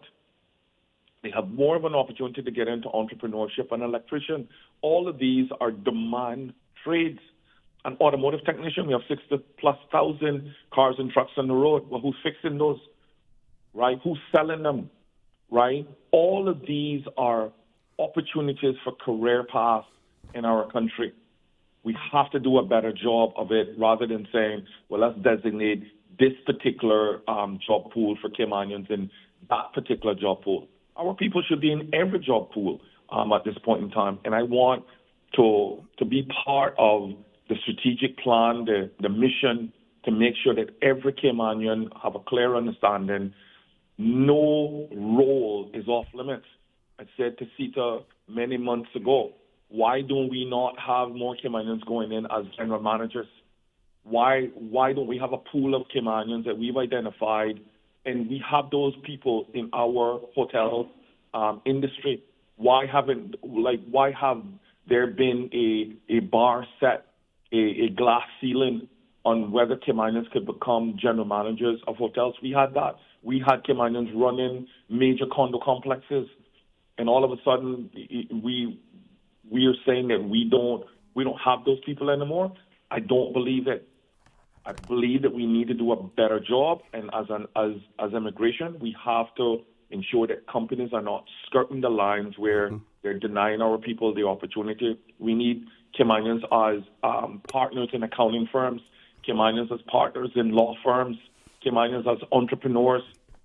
We do not have to consistently encourage our people to be employees. We have to start to also encourage our people to be owners. And that's where I'm going with Caymanian employment. I'm making sure that Caymanians have every opportunity, and we're pushing back on companies who believe that they're going to come in here and bring in their own people above ours. It's no longer going to happen. Okay. Minister, I did get a message saying that you could go until 9:30, but I don't know if you received that as well. But I'll leave it up to you, or do you want to make your final comments now? Well, OC, to be honest with you, we have to now break. I know my team wants to get their stuff together, call their people, and try to get back to the airport. Certainly. What I want to do, OC, briefly, is thank you for always giving us the opportunity to get our message out. Radio Cayman picked up last night and aired the broadcast, and I can't tell you and your team there enough, how appreciative we are, that you guys have been able to do that. I want Caymanians to have a clear understanding. I'm on their side. I'm going to be doing this with integrity. Our coalition is about Caymanians and prioritizing Caymanians. Mm-hmm. We are going to get this right. I want to ensure that immigration, labor, and pension are all efficient. They're all staffed appropriately, that our boards and tribunals are working. But most of its OC is, I want to be accountable. I want to approach this with integrity and class. I want to change politics as usual, to politics with integrity. I want to work with a group of people in all ministries that want to serve Caymanians. That's why I ran in elections. I didn't run because I simply just want to make money. That has never been the reason for me to do anything. The responsibility for us to partner and collaborate with very talented people like Wesley and Rollner and their teams, and make sure that we can serve Caymanians with dignity, that our elderly can retire with dignity, that they don't need social services to do so, that our children can come back from college or graduate high school and transition into employment. All of these are things that are escaping the Cayman kind that we say that we're building for a country, that land and property ownership is not out of reach anymore, that all of those things are in reach, that buying a house, buying an apartment, that owning a business are all possible for our people. That is why I'm here.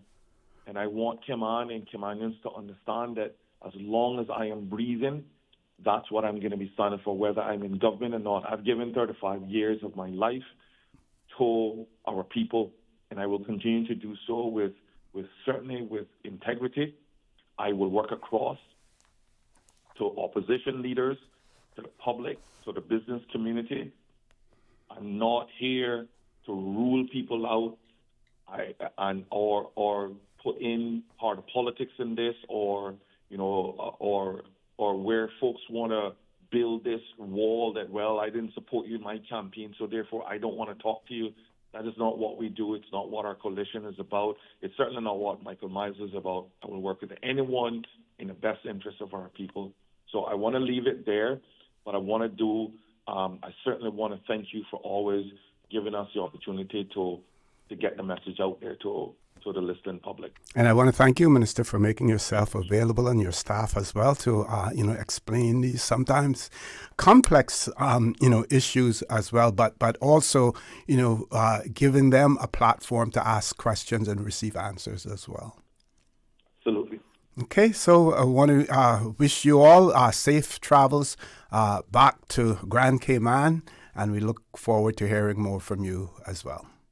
Thank you, OC. Take care. Thank you very much. Folks, we're going to take a commercial break. When we return, the phone lines will be open. I have some comments and even some questions that I was not able to transmit, but we can talk about those as well, give you an opportunity to opine rather than having to send in a WhatsApp message. You can now call in and have your say as well. Please stay tuned for the record. We'll be back shortly. Shipping to the Cayman Islands is fast, reliable, and seamless thanks to Cayman Airways Cargo. Need it faster than ocean freight? Cayman Airways Cargo offers multiple cargo flights to Grand Cayman from Miami weekly, so your packages, whether big, small, or in between, will arrive in no time. You can even use a Cayman Airways Cargo US address for your online shopping. Cayman Airways Cargo is also the only carrier providing air freight services for Cayman Brac and Little Cayman. Contact us today and see why Cayman Airways Cargo was voted as Cayman's best cargo and logistics company in the Best of Cayman Awards. For details, visit caymanairways.com/cargo. My mom's a superhero. She always knows what to do when I feel icky. Yesterday, we went to West Bay Pharmacy, and they had everything she needed. Medicine, my favorite band-aids with dinosaurs, and even flavored vitamins. Mom says they keep our family healthy. I think they're magic. Don't tell anyone. I think superhero shop at West Bay Pharmacy. West Bay Pharmacy, where the superheroes shop. West Bay Pharmacy, and Centennial Towers. Convenient quality care is just around the corner. Looking for fresh, healthy food that's full of flavor? Then you've got to visit Kirk Market. Our dishes are made with fresh, high-quality ingredients. Enjoy vibrant mixed greens or satisfying pasta salads. Or try one of our delicious grill options like blackened chicken, spicy beef steak, or grilled salmon. Looking for something light and flavorful? We've got sushi rolls and poke bowls prepared daily. And don't forget to explore a hot bar or Billy Fresh salad at the salad bar. Stop by Kirk Market today for breakfast, lunch, or dinner and taste the difference. Eat well, live well with Kirk Market.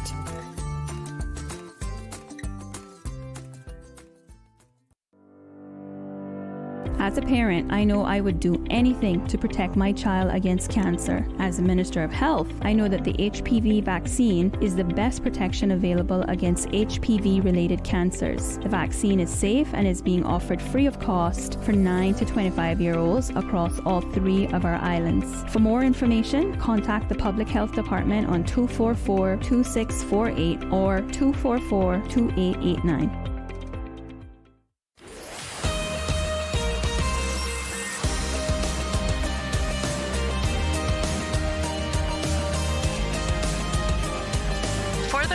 With ORRETT Connor.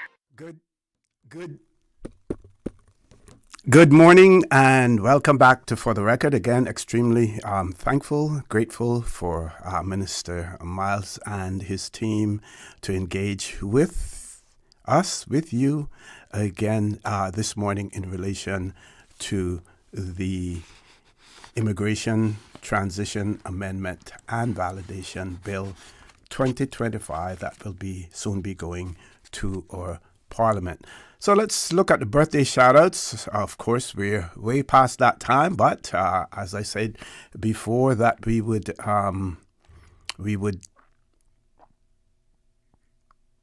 give those birthday shout-outs after. I believe there may be a WhatsApp call coming in as well, Miss Susan. So we see Miss Ventisha Connolly. She's celebrating her birthday tomorrow, the 1st of November. Also, Mr. Rudy Dixon. Karine Ashe. I hope I'm pronouncing that well as Miss Verlene Kelly, who will be celebrating her birthday on Sunday, the 2nd of November as well. And of course, the birthday shout-outs brought to you by Coca-Cola, who are proud to support your birthday shout-outs. Coca-Cola available across the Cayman Islands. You should accept no substitutes. Share a Coke with someone special. This person said, nice to hear the topics being discussed with Minister.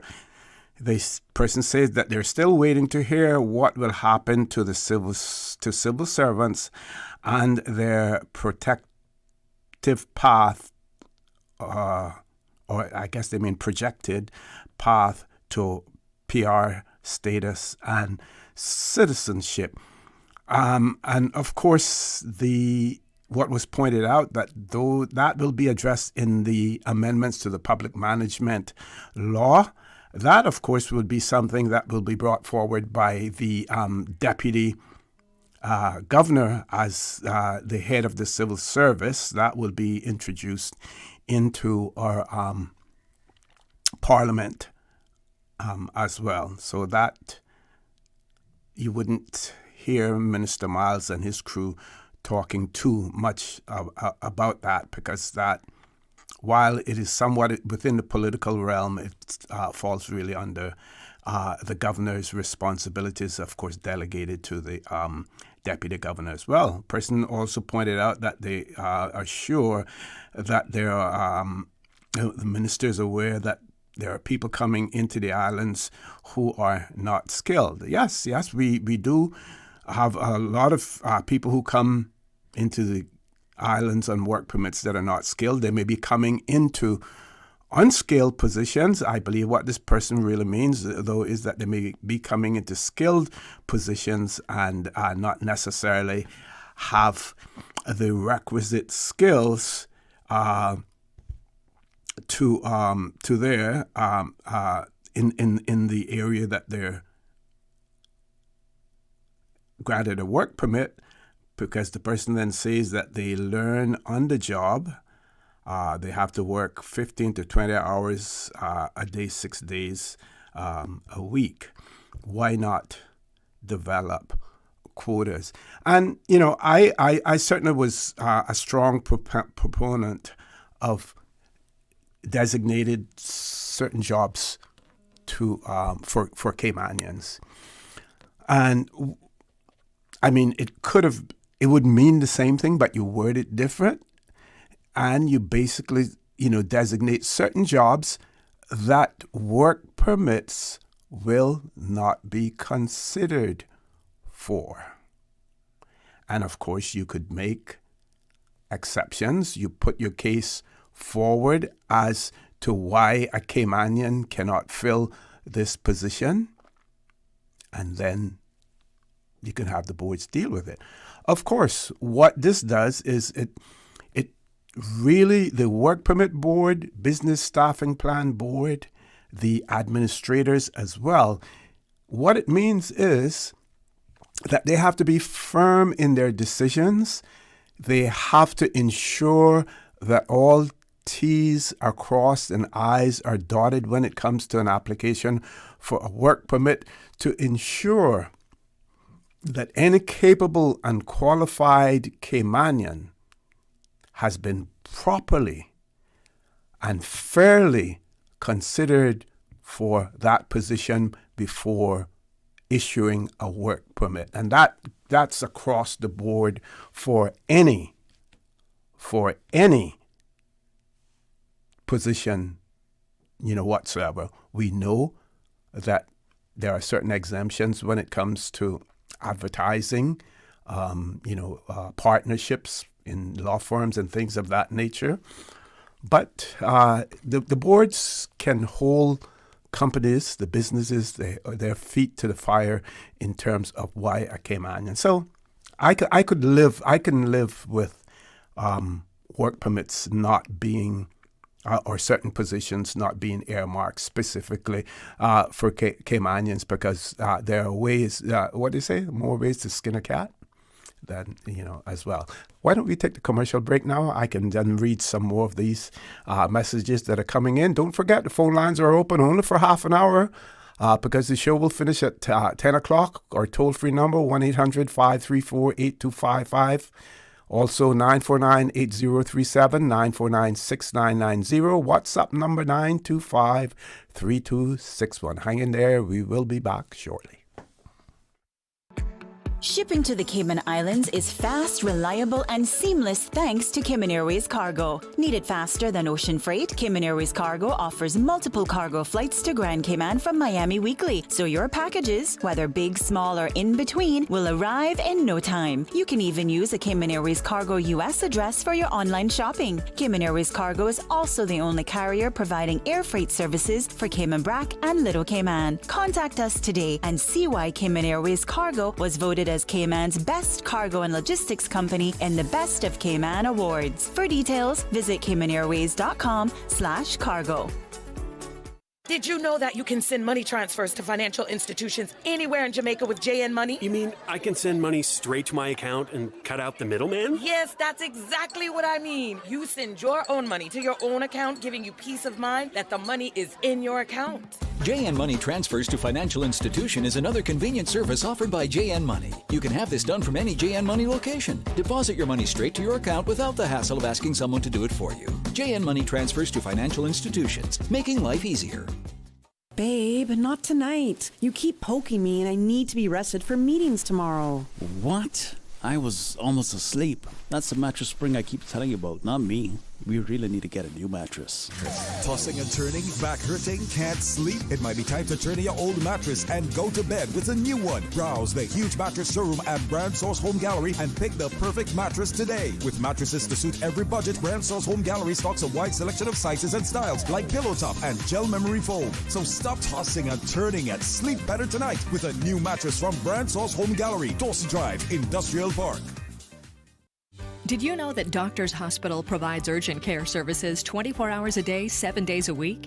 And Doctors Hospital's urgent care physicians have access to the most advanced MRI and CT imaging in the Caribbean, providing reliable diagnostics when you need it most. When you need quality urgent care for an illness or injury, Doctors Hospital is here for you 24/7. Whether it's a migraine, chest or abdominal pain, shortness of breath, broken bones, or another urgent need, Doctors Hospital at the top of Walker's Road. Urgent care right now.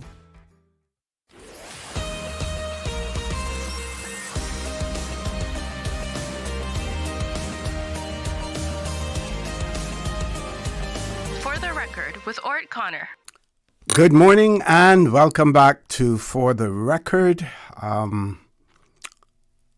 a few more WhatsApp messages that we're going to look at here. This person says, question as to what would stop businesses from still outsourcing work to be done overseas. That is something very difficult to police, almost impossible.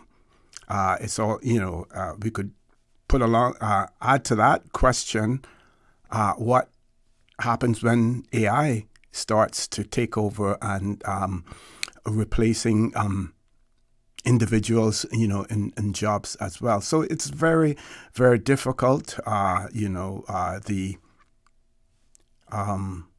arms of the Cayman Islands law and legislation cannot extend beyond our borders, so we can only police it inside our borders as well. So the person goes on to say, because a 2-year rollover policy won't prevent that either, because it's already taken place, and I agree. And then the person also said that they disagree with the minister's definition of jobs for Caymanians, that they believe his definition of jobs for Caymanian is flawed as well. Yeah, we do have a WhatsApp caller. Let's grab the caller. Caller, good morning. Welcome to For the Record. Good morning, Ossie. How are you today? Hey, good morning. I'm good. How are you? I'm good. Thanks very much. Well, first of all, I should congratulate the minister and his team for the job they've done over the 2 town halls. I watched both of them. Okay. And I think they were quite useful. The only little comment I would make about the way they were conducted is I think there should have been more time for questions.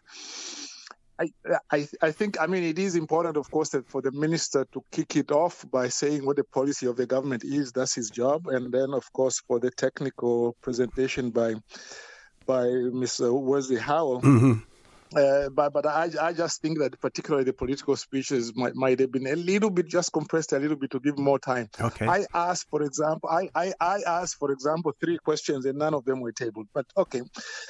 That's the first minor point. 2 other points. I don't believe that I've received really an explanation that I'm able to understand regarding how the naturalization period under the British Nationality Act can be changed by the local legislation. Maybe there's something in that law which is new, which I'm not familiar with. But I just don't follow that at all, because I think they would have to be very careful to do that, because they could be possibly successfully challenged. But I won't say that they are wrong in doing it. I can ask the question. I'm just saying they haven't explained it. Okay, I believe I addressed that on a previous show as well. What is going to happen is that a fixed time frame. Let's say, for instance, you have a work permit, and you know that the work permit will expire at a particular date. You know, for instance, that your term limit will come up on a particular date. Residence and Employment Rights Certificate will have a timeline on it. With that timeline, they believe that will be consistent with the portion of the British Nationality Act that says that one of the qualifying features for you to be naturalized as a British Overseas Territory citizen is that there must not be any limitation on the time that you may remain in the territory. So as long as you put a time frame on it, that disqualifies them under the British Nationality Act. Even though there are still discretionary measures in there that the person who's dealing with the British Nationality Act, basically it says the minister, there are certain discretionary areas as well. But that's what the intention is. Yeah, that's what it is, yeah, because when you look at it you remember that there was that advice which was given some time back to say, well, when people reach 7 years, or rather 10 years, they must have some kind of permanence. And that people once, even if you are in an overseas territory, if you reach 10 years, you should have certain rights which derive from the directive. I don't know how that has been factored into this legal opinion, but anyway, all I can do is maybe look at that and say maybe there's something I don't quite understand. But thanks for the explanation, OC. The other thing, OC, is about the thing about that you can't change your job in the first 2 years. Mm-hmm. That doesn't sit very well with me because let me begin by saying, in Saudi Arabia, they used to have something like that. It was a much more restrictive thing than is being suggested here. But they've had to abandon that because they just didn't want this idea that once you come there, you can't change your job even if there's somebody else who wants you and you go through the usual approvals. And so to me, it smacks of indentureship. It's sort of you are now here. You can't change your job, even if you might have come, for example, as a bookkeeping clerk. But then another company, Caymanian company, maybe in the private sector, says, well, this guy is actually a qualified accountant. We can use him better here. Then you have to go away for 2 years and come back, which, by the way, is just another way of saying you can't change your job, because I don't see that you can go away for 2 years and come back to that same job unless maybe you are working like remotely during that time. But I just find that it smacks of something of the old. I'm trying to see whether or not there are any provisions, whether or not it is discretionary in any way, because you will find situations where people come here genuinely to work for a particular employer, and then they find that they are being exploited in one way or the other, or they discover that they get here and they maybe work for them for 3 months, and then after that there is absolutely nothing as well. So what you would be looking for there would be some sort of protection so that it is not a hard and fast rule in relation to it. Because in previous legislation, job hopping, was defined, but they also made exceptions for it, as well.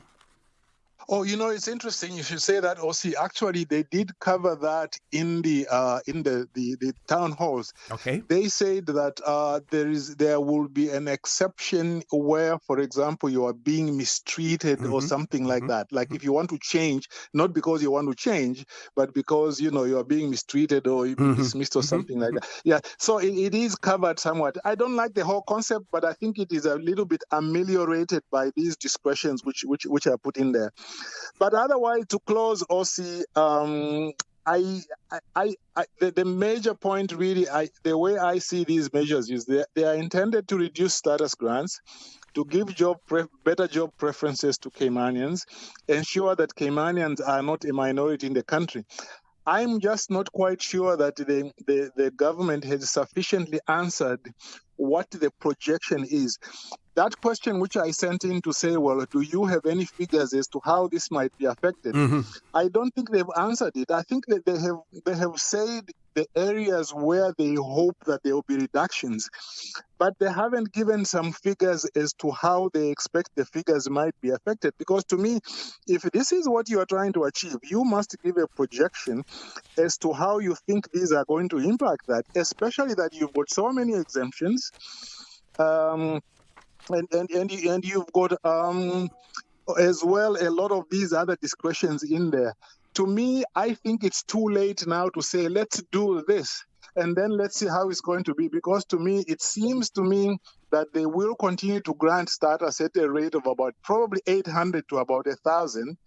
to a point where I think the dwindling population in the Cayman Islands cannot be addressed. But that's my view. But let's see what happens. Oh, last point. Well, before you go there, my opinion on that would be that it is quite possible that we won't see a reduction immediately, simply because we still have those applications that are in process, and that may affect the initial numbers.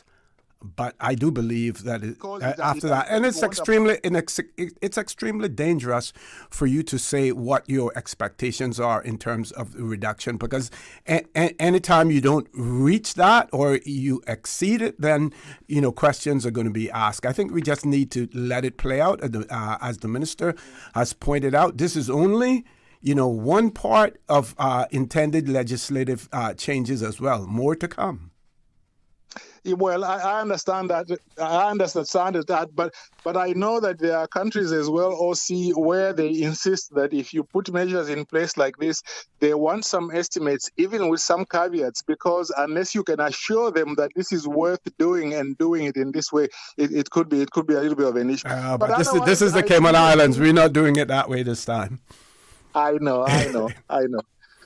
Okay, OC. Well, thanks very much. We'll see how that is going to work out. Thank you very much, caller. Any other callers on hold? Ms. Susan, no callers on hold at all. Let's see if I have. Yeah. Let's go to the break, and I can read the WhatsApp messages then, folks. Please. Your dream home starts with a vision, and often inspiration is at the heart of that vision. Brand Source Home Gallery's in-house designers are here to help bring your vision to life. Whether you're remodeling or building a new home, Brand Source Home Gallery is your one-stop solution. Explore their kitchen cabinets, sinks, faucets, bath fixtures, tubs, vanities, and more. Let Brand Source's designers help and inspire you with your next project. Call 623-5000 and schedule an appointment with a design expert at Brand Source Home Gallery, Dorsey Drive, Industrial Park, serving Cayman for 50 years. My mom's a superhero. She always knows what to do when I feel icky. Yesterday, we went to West Bay Pharmacy, and they had everything she needed. Medicine, my favorite band-aids with dinosaurs, and even flavored vitamins. Mom says they keep our family healthy. I think they're magic. But don't tell anyone. I think superhero shop at West Bay Pharmacy. West Bay Pharmacy, where the superheroes shop. West Bay Pharmacy and Centennial Towers. Convenient quality care is just around the corner. At Kirk's Home Center, we can make your life much better. We got it all together. We got a great deal in store for you. From cookware to stereos, from power tools to plumbing supplies. Yeah, we got the best goods with the best price. And a service to make you smile. At Kirk's Home Center, we got a great deal in store for you. Join us today and be the key to breaking down HIV stigma and getting educated. The Cayman AIDS Foundation is a nonprofit organization working diligently to eliminate HIV stigma and to help make a difference. We are dedicated to overall wellness, community campaign, and education outreach programs. Know your status. Get tested today. Early detection could save your lives. Call the HSA and make an appointment. This message has been brought to you by the Cayman AIDS Foundation. The Poppy Appeal is ongoing, so get your poppy and wear it proudly in remembrance. Now, here's a short narrative from someone who during World War II stood on the precipice defending freedom and democracy. And now we'll hear from Mr. Dalkeith Bawden. On the 3rd of September 39, I happened to be in Aruba, the Netherlands, West Indies. I was working there in an oil refinery. I had gone there in September 1938. And after war was declared, I left there in January 1940 to go to England and join the RAF. The first of my experiences were in England, really, because I went from Aruba to England and joined the RAF in London. And then I went to Morecambe in Lancashire for my disciplinary training. And then for technical training, I went to the RAF College, Engineering College in Cosford, near Wolverhampton. That used to really make me heartbroken in a sense to see the people, especially the women and little children, going down in the tubes at night to sleep down in the tube stations. In fact, they slept there for months and months on end. Everything practically was rationed. But in the services, you didn't have too much worry about your food. People in civilian life still, they had a rough time, many of them, to get food and clothing, because clothing were rationed. And I know we used to have chocolate in the services, and boys, when they got to know that I didn't smoke, would try to get around and get my ration ticket. There are certain things around the world now that you never know where the next flare-up will be. And some of these flare-ups can ignite a huge battleground. However, we will hope for the best, that we never have to see another war. In Aruba, we had been following the war news in Europe on the radio, on the cinemas, in the cinemas, you know. Yeah. And we used to watch it, and then we'd get the papers there and read them as well. So I knew all about it when it came along, and before it actually came to Britain joining. But after watching the destruction and the loss of lives and all the rest of it, in the next few months or a couple of months after that, I decided I would like to go across and do my little bit there. Get ready for a taste of the world right here in our community. Join us for the St. Ignatius Catholic Church International Food and Art Festival on Saturday, November 1st from 4 to 9 p.m. at the St. Ignatius Catholic School Playfield. Savor live cooking demos, enjoy entertainment and performances, games and raffle prizes, and explore flavors from around the world. Tickets give you entry to the event and access to delicious food samples from all 7 food stations: African, Caribbean, European, Indian and Sri Lankan, Filipino and other Asian, Latin American, North American. Admission is $25 for adults and $10 for children. Tickets are available at St. Ignatius Church Office and online at EventPro. So come hungry, bring your friends, and get ready to taste, dance, and celebrate. Don't miss this amazing celebration of food, art, and community. St. Ignatius International Food and Art Festival.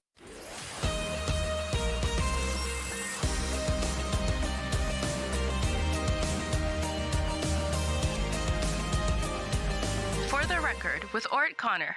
Good morning and welcome back to For the Record. We're in the last leg of the show this morning. One of our Facebook listeners, they wanted to give a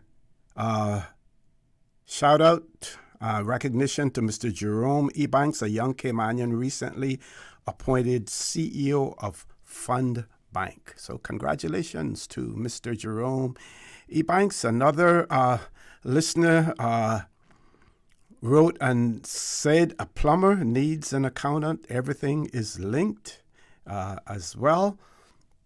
We do have a caller. Let's go to the phone lines. Caller, good morning. Welcome to For the Record. Morning. Good morning. Good morning. I was listening and the minister was saying that they weren't getting any pushback, but that's not correct. There are people who are concerned and don't quite understand what's happening, but they're not engaging publicly on this. And I mean, quite frankly, I don't think there's enough time to consider this properly, and it should not be rushed in the way that they're rushing it. The minister made a big deal about the meeting at the Mary Miller Hall, but you were limited in your ability to participate. They said 2 questions. And that you don't find 2 questions weren't when 2 questions per person or 2 questions in total? Per person. Well, don't you think they would have to be there all day or all week if they were to take more questions from each person who's there who wanted to ask? No, we could take more time to discuss it. But we know how verbose Caymanians can be. Well, yeah, but what the problem is we're describing this as consultation, which is not really proper consultation. Okay. What this is the government presenting its vision and having a short period of time to discuss an extremely important subject. And it's going to touch all of us in very significant ways. I don't agree with the idea that, let's just rush and put something together and amend the laws now. We can always come back later. And that's foolishness. I don't think that's how we should be. So what time period would you say would be fair enough as far as consultation is concerned? I would say that maybe about 3 months. That should be a good period of time. And only for everyone, when you are about 2 months, 2 weeks away from the 3 months, asking again for extended period of time. We have, seen this rodeo play over and over and over in the Cayman Islands. Well, you can do it the way you're doing it if you want, okay? Mm-hmm. But what is happening right now, one of the issues that is happening right now is that there isn't really being put a cap on the number of persons who can get status. Essentially, what's going to happen is all of those who have started down the road will be allowed to finish. That's what's going to happen. But what that means is that Caymanians are going to be becoming a smaller portion of this society. I hear the political promises, mm-hmm. okay? Mm-hmm. But if you say that you want to limit the number of grants that can be given, but you don't want to actually put a cap in place, I take what you say with a grain of salt. And one of the things that they're looking at is a quota. And a quota is not what they should be looking at. They should be looking at a cap. And so you have to... Is that in this document about a quotas? No, but that's from conversation with people. That is being talked about. It's something that's being... So that may be in the next stage? Yes, but what I'm saying to you is that is not where we're supposed to be going. Mm-hmm, mm-hmm. We should be looking at a cap. The reason these things matter is because it's not if we're going to have lawsuits. It's when you have lawsuits. And when you get to court, whether you do a cap versus a quota, that's when this is going to become meaningful. You see, the problem is that I understand the urgency of wanting to do something as quickly as possible, but not doing the right thing is more detrimental for us as a society, especially how important this subject is. And I don't want for us to make any more mistakes as a country. We've made enough. Jesus, we've made enough. And this is going to affect... We have this mentality in Cayman where we've bought into this woke ideology where we're not going to be having that much children anymore. That is a really foolish thing to do. Because if Caymanians don't have children, where do you think the future employees are going to come from? It means more work permit. It means that we are working against ourselves by adopting foolish ideas. And then you get the rebuttal that says, but I can't afford to have more children. So demand that your government is run in such a way that you can afford to have at least 2 children to maintain the population and slightly grow it. But to have a policy, I mean, the West has a birth rate of like 1.2. That's nonsense. That's a declining population. Caller, we're going to try to grab one more call before we go off air. I want to thank you. Thank you very much for that. My only comment on that would be that the Chinese tried it in the reverse way when they had their one-child policy, and they suffered as a result of that. So we see them changing around. But any attempts to control population and if it is done artificially as opposed to just naturally, it's going to face problems as well as far as quotas are concerned. We did have quotas for Caymanian status at one point in time, and that was abandoned as well. Let's grab our last caller. Caller, good morning. Welcome to For the Record. Good morning, O.C. Okay, you reversed things this morning. You're the last rather than the first. Yeah, well, when I listened to you this morning, you see, you had these. Yeah. Mm-hmm. Yeah, I didn't want to interrupt, and then I didn't know they had gone off until somebody just called and told me they had left.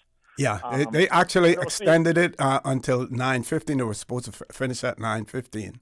Yeah. But see, listening to all what they've been saying, and I've been listening to it on the radio in the night. See, it don't sound like I was real optimistic. I keep telling you that, but it don't sound like much change is there. It doesn't sound they're serious about is a marriage for convenience. But it's not all in this piece of legislation. You know, the minister has said more to come. They not trying to make one bite at the apple. They're going to take it in the little chunks. Can't even stick to don't sound like they even sticking to the 2-year exit.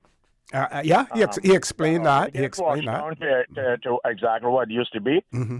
And see that 1 year thing. Mm-hmm. That's a vacation for most of the people that come here. You know, after being here for the full amount of time without going home. But this is what people from the far away places. But that is where the responsibility of the boards will come in, right? Because what the boards should then look at, right? If you as a company, you have rolled over your staff member for 1 year, and then you come back in a year's time, you put in an application for a work permit again for that person in the same position, that is where the board has the ability to question, if you were able to do without this person for 1 whole year, why should we consider granting you a work permit for this individual again? And also, don't forget that the whole idea of the rollover policy is to break the stay so that the person does not qualify for PR or status. Yeah. Well, OC, I hope that will be the situation, and we get a good board to keep a check of these things, because when they said that we're going to be a 2-year, that across the board would take care of everything, but now it back to 1. And have you heard anything or see about the time limit? Is that going to be changed, or that remains the way it was? I thought to that section of it. Oh, the term, the rollover, the term limit. I have to look into that. Yeah, I have to look into that, because it is currently 8 years now. It is currently 8 years. Right. Mm-hmm.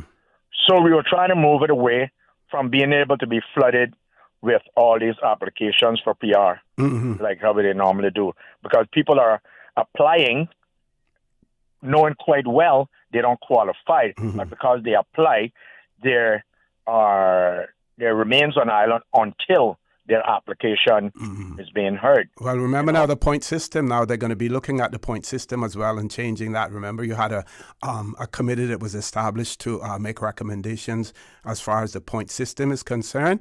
And I think all of those little loopholes that were in place for people to be able to game the system to stay longer, like you're talking about, those things will be addressed as well.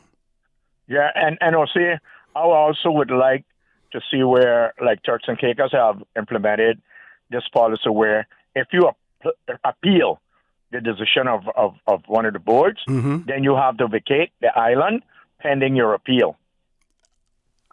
And I believe, I know here in Cayman that it depended on what that appeal is about. If it's an appeal in a situation where you never had an existing right, let's say, for instance, if it's an appeal on a renewal, you have an existing right to continue to work, and if you appeal that decision on the renewal, then you are allowed to continue to work until that appeal has been heard.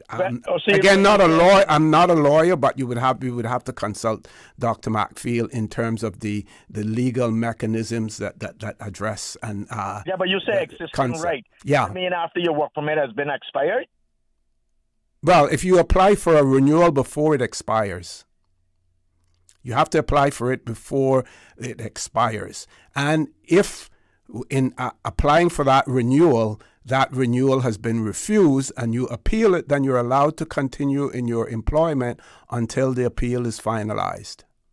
But for instance, if you're applying for a grant and you never had any existing right, then you could apply that provision that the person must leave the jurisdiction because they had no right to remain in the jurisdiction in the first place. So it has to do with having an existing right as opposed to not having any right at all before. So OC, I don't understand an existing right after your work permit have come to an expiry date. Because on the renewal, while the renewal, it may say that in renewing this, it doesn't indicate and have any implications for any future work permit. Again, like I said, we got to talk to Dr. Steve about this because he can explain the legalese much better than I can. But it is a legal concept that will be recognized by the law, and I'm sure that the legislative drafting and the Attorney General's office would have opined on that. Okay, I'll be with Dr. Steve this evening. I will find that out, and I will be educating we'll talk more about and it. The public. Okay. I'll be educating you and the public. Well, I've been in that business now I started in 1983, so 40 odd years, 42 years been in that business. That is why we shouldn't be talking to Dr. McField.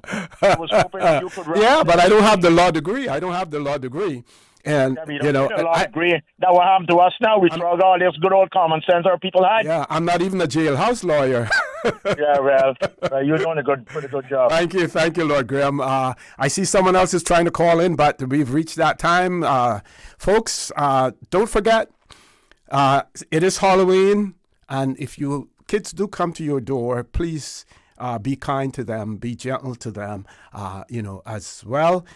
Don't forget, we are our brothers and our sisters keepers. Don't forget the people of Jamaica. We see many efforts taking place to assist them. Kudos to the government of the Cayman Islands in terms of what we have done so far as well. One more comment that I need to make very quickly. Someone on social media, and I don't usually follow social media that much, but they were talking some gibberish, some foolishness about the granting of permission for the Jamaica Defense Force to establish some forwarding position here in Cayman or in Roberts Airport, as far as, traveling to Jamaica and goods to Jamaica, and also allowing the U.S. To be here. And we, the people of the Cayman Islands, should not allow that to happen. We, the people of the Cayman Islands, have absolutely nothing to say about that. That falls under the remit of the governor. Why? Because we are still a British overseas territory. We still belong to the United Kingdom. And if you don't believe that, read the story about the Chagos Islands and what they did in the East Indian nation there, where they removed the people of the Chagos Islands to make room for the United States to have a very strategic base there. So we keep talking about us, and we, the people of the Cayman Islands, we need to understand what our limitations are, simply because we still belong to someone else. Don't forget, have a great day. Remember to join Mr. Charles Glidden, Charlo, at 12:15. And as usual, we ask the good Lord to continue to bless these three beautiful, wonderful Cayman Islands. For the Record, proudly brought to you by Brand Source Home Gallery, inspiring luxury. Doctor's Hospital, peace of mind is important when life happens. Doctor's Hospital, always there for you. Call 949-6066. And Cayman Airways, call them on 949-2311 to book your nonstop flights to Los Angeles and Panama. Kirk Market, experience a world of choice. JN Money, from abroad to Yad. And Cineco, keeping Cayman covered. Information, entertainment, inspiration.